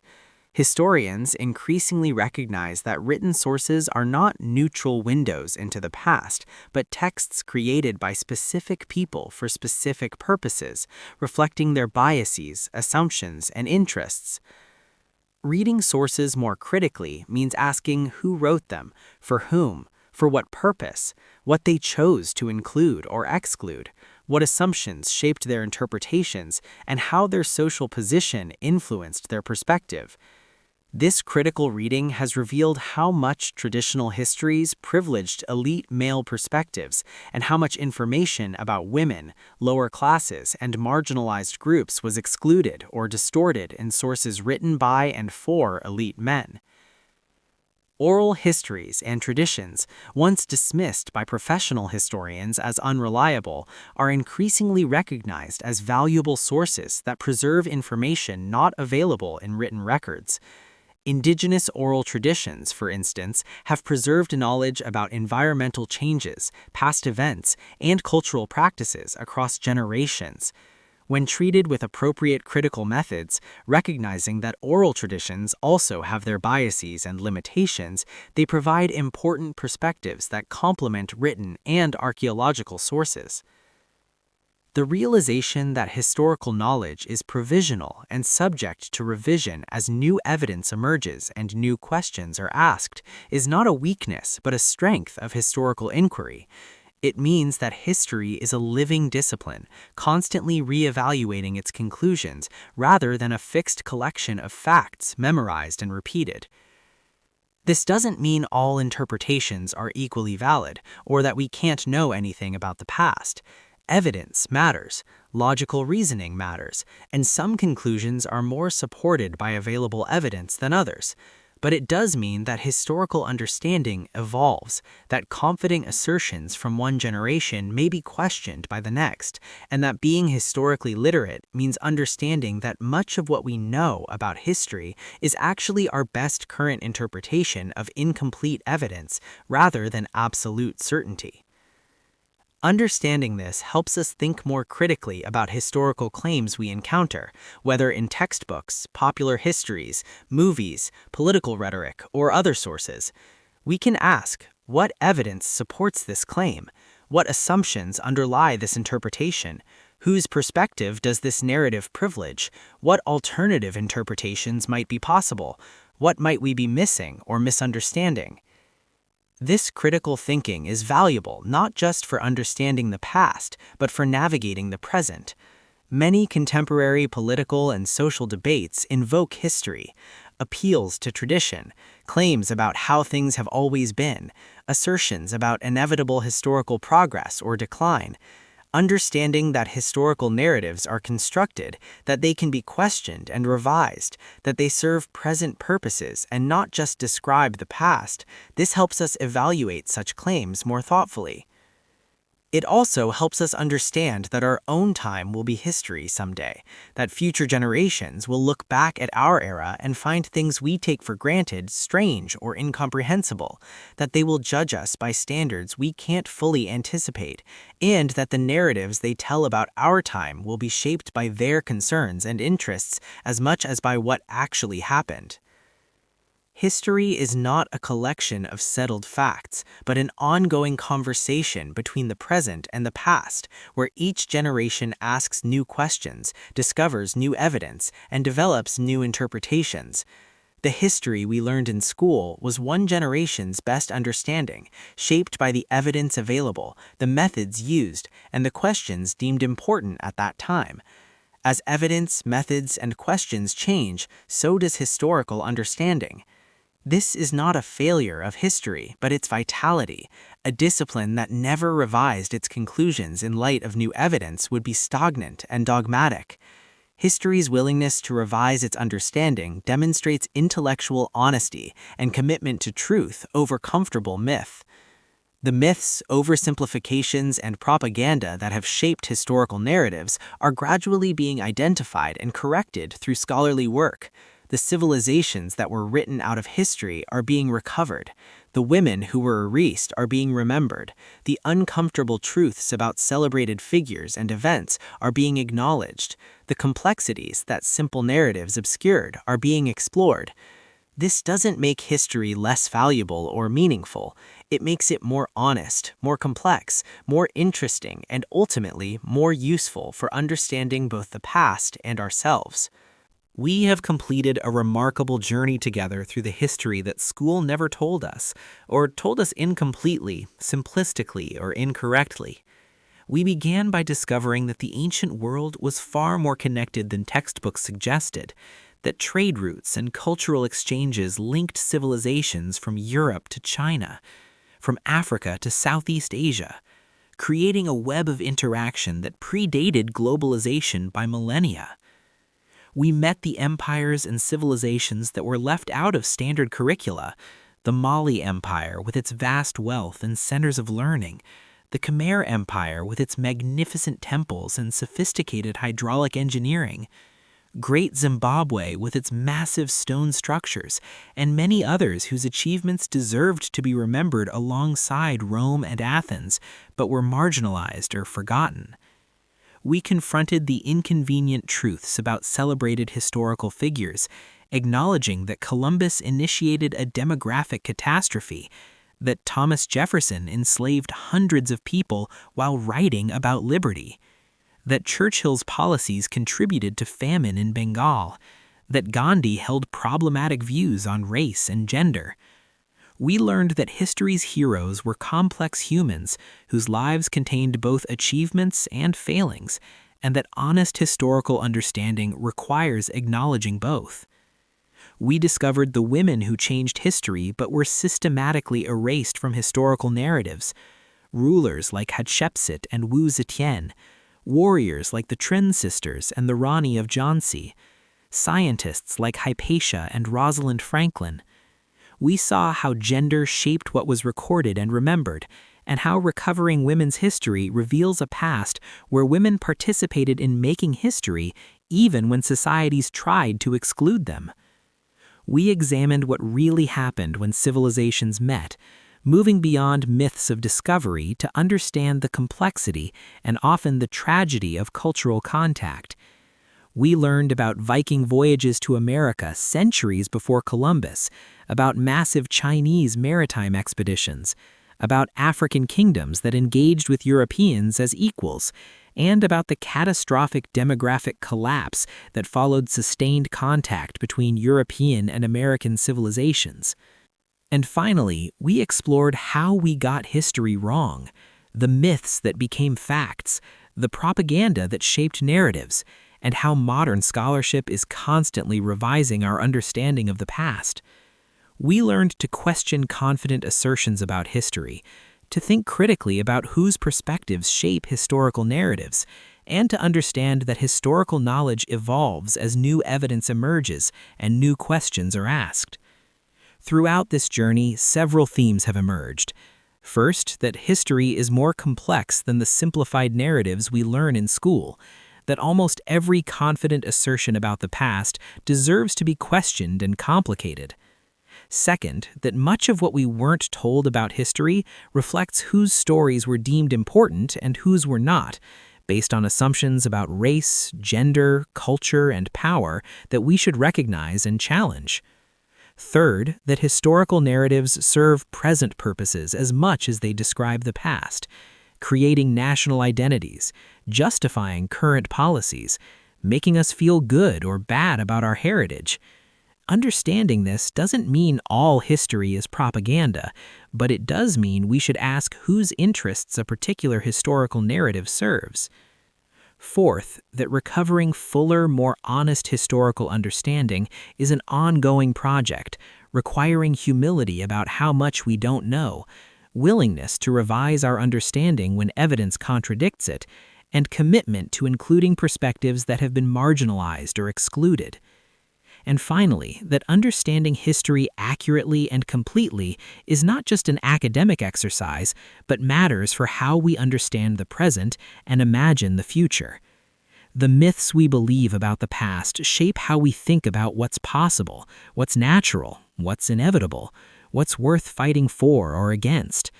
If we believe civilizations developed in isolation until Europeans connected the world, we miss the reality of ancient global connections and misunderstand how human societies have always interacted and influenced each other. If we believe history was made almost exclusively by men, we miss half of humanity's story and perpetuate false assumptions about women's capabilities. If we celebrate historical figures uncritically, without acknowledging their flaws and crimes, we learn the wrong lessons and fail to grapple with the moral complexities of power and achievement.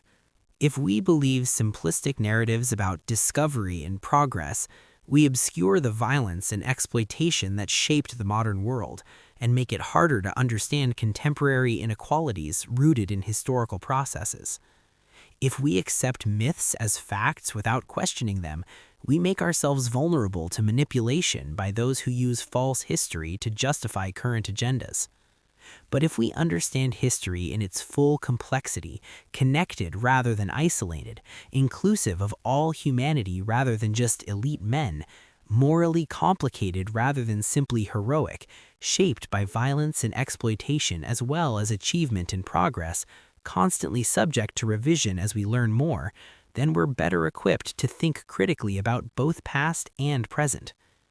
This doesn't require cynicism or the belief that all historical narratives are equally false. Evidence matters. Some interpretations are more accurate than others. Progress in historical understanding is real.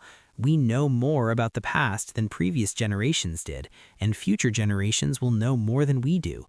But it does require humility about the limits of our knowledge, skepticism about confident assertions that aren't well supported, willingness to question narratives that serve obvious political or cultural purposes, and commitment to seeking truth even when it's uncomfortable or challenges beliefs we've long held. The history that school never told you, the connections they omitted, the empires they forgot, the truths they obscured, the women they erased, the complexities they simplified, the myths they repeated. This fuller history is more interesting, more honest, and more useful than the simplified version we memorized. It shows us a past where human societies across the world achieved remarkable things, where people of all genders and backgrounds participated in making history, where contact and exchange shaped civilizations for millennia, where moral judgments are complicated by the reality that achievement and cruelty often coexisted, where what we thought we knew turns out to be incomplete or wrong. This history doesn't make us feel simply proud or simply ashamed of our heritage. It makes us think, question, and understand. It reveals humanity in all its complexity, capable of both remarkable achievement and terrible cruelty, shaped by circumstances but also by choices, neither simply progressing toward enlightenment nor declining from past greatness, but navigating complex paths with uncertain outcomes. Understanding this history helps us understand ourselves and our world. The global connections we celebrate today have ancient precedents. The gender equality we aspire to requires acknowledging and learning from women who exercised power and made contributions throughout history despite facing systematic exclusion. The racial and cultural equality we seek requires confronting honestly the violence and exploitation that shaped the modern world.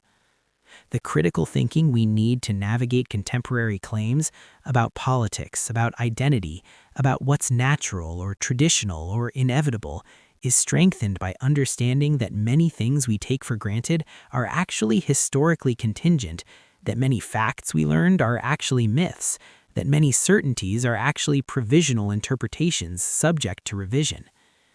As we close this journey through the history that school never told you, the invitation is not to reject everything you learned before or to become cynical about historical knowledge, but rather to approach history with curiosity, critical thinking, and humility, to ask questions about what you're told, to seek out perspectives that standard narratives exclude, to understand that historical knowledge evolves and that what seemed certain in one era can be revealed as myth in the next.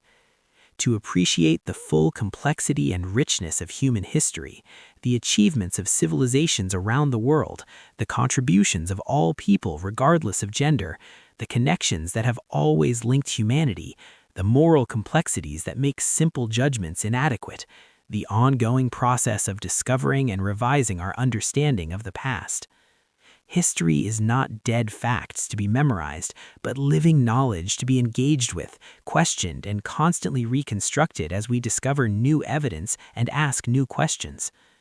The history you didn't learn in school is waiting to be discovered, full of fascinating stories, profound complexities, and important truths that will enrich your understanding of both the past and the present. The world's history is more connected, more diverse, more complex, more troubling, and more fascinating than we were told. Discovering what school never taught us about it is not just an academic exercise, but a journey toward fuller understanding of humanity, including ourselves. Thank you for taking this journey with us through the history that was overlooked, oversimplified, or obscured.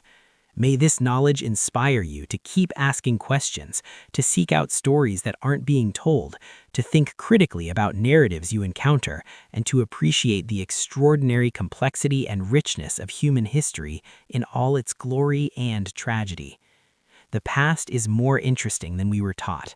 The truth is more complicated than we learned, and understanding both makes us wiser about the world we live in and the future we're creating.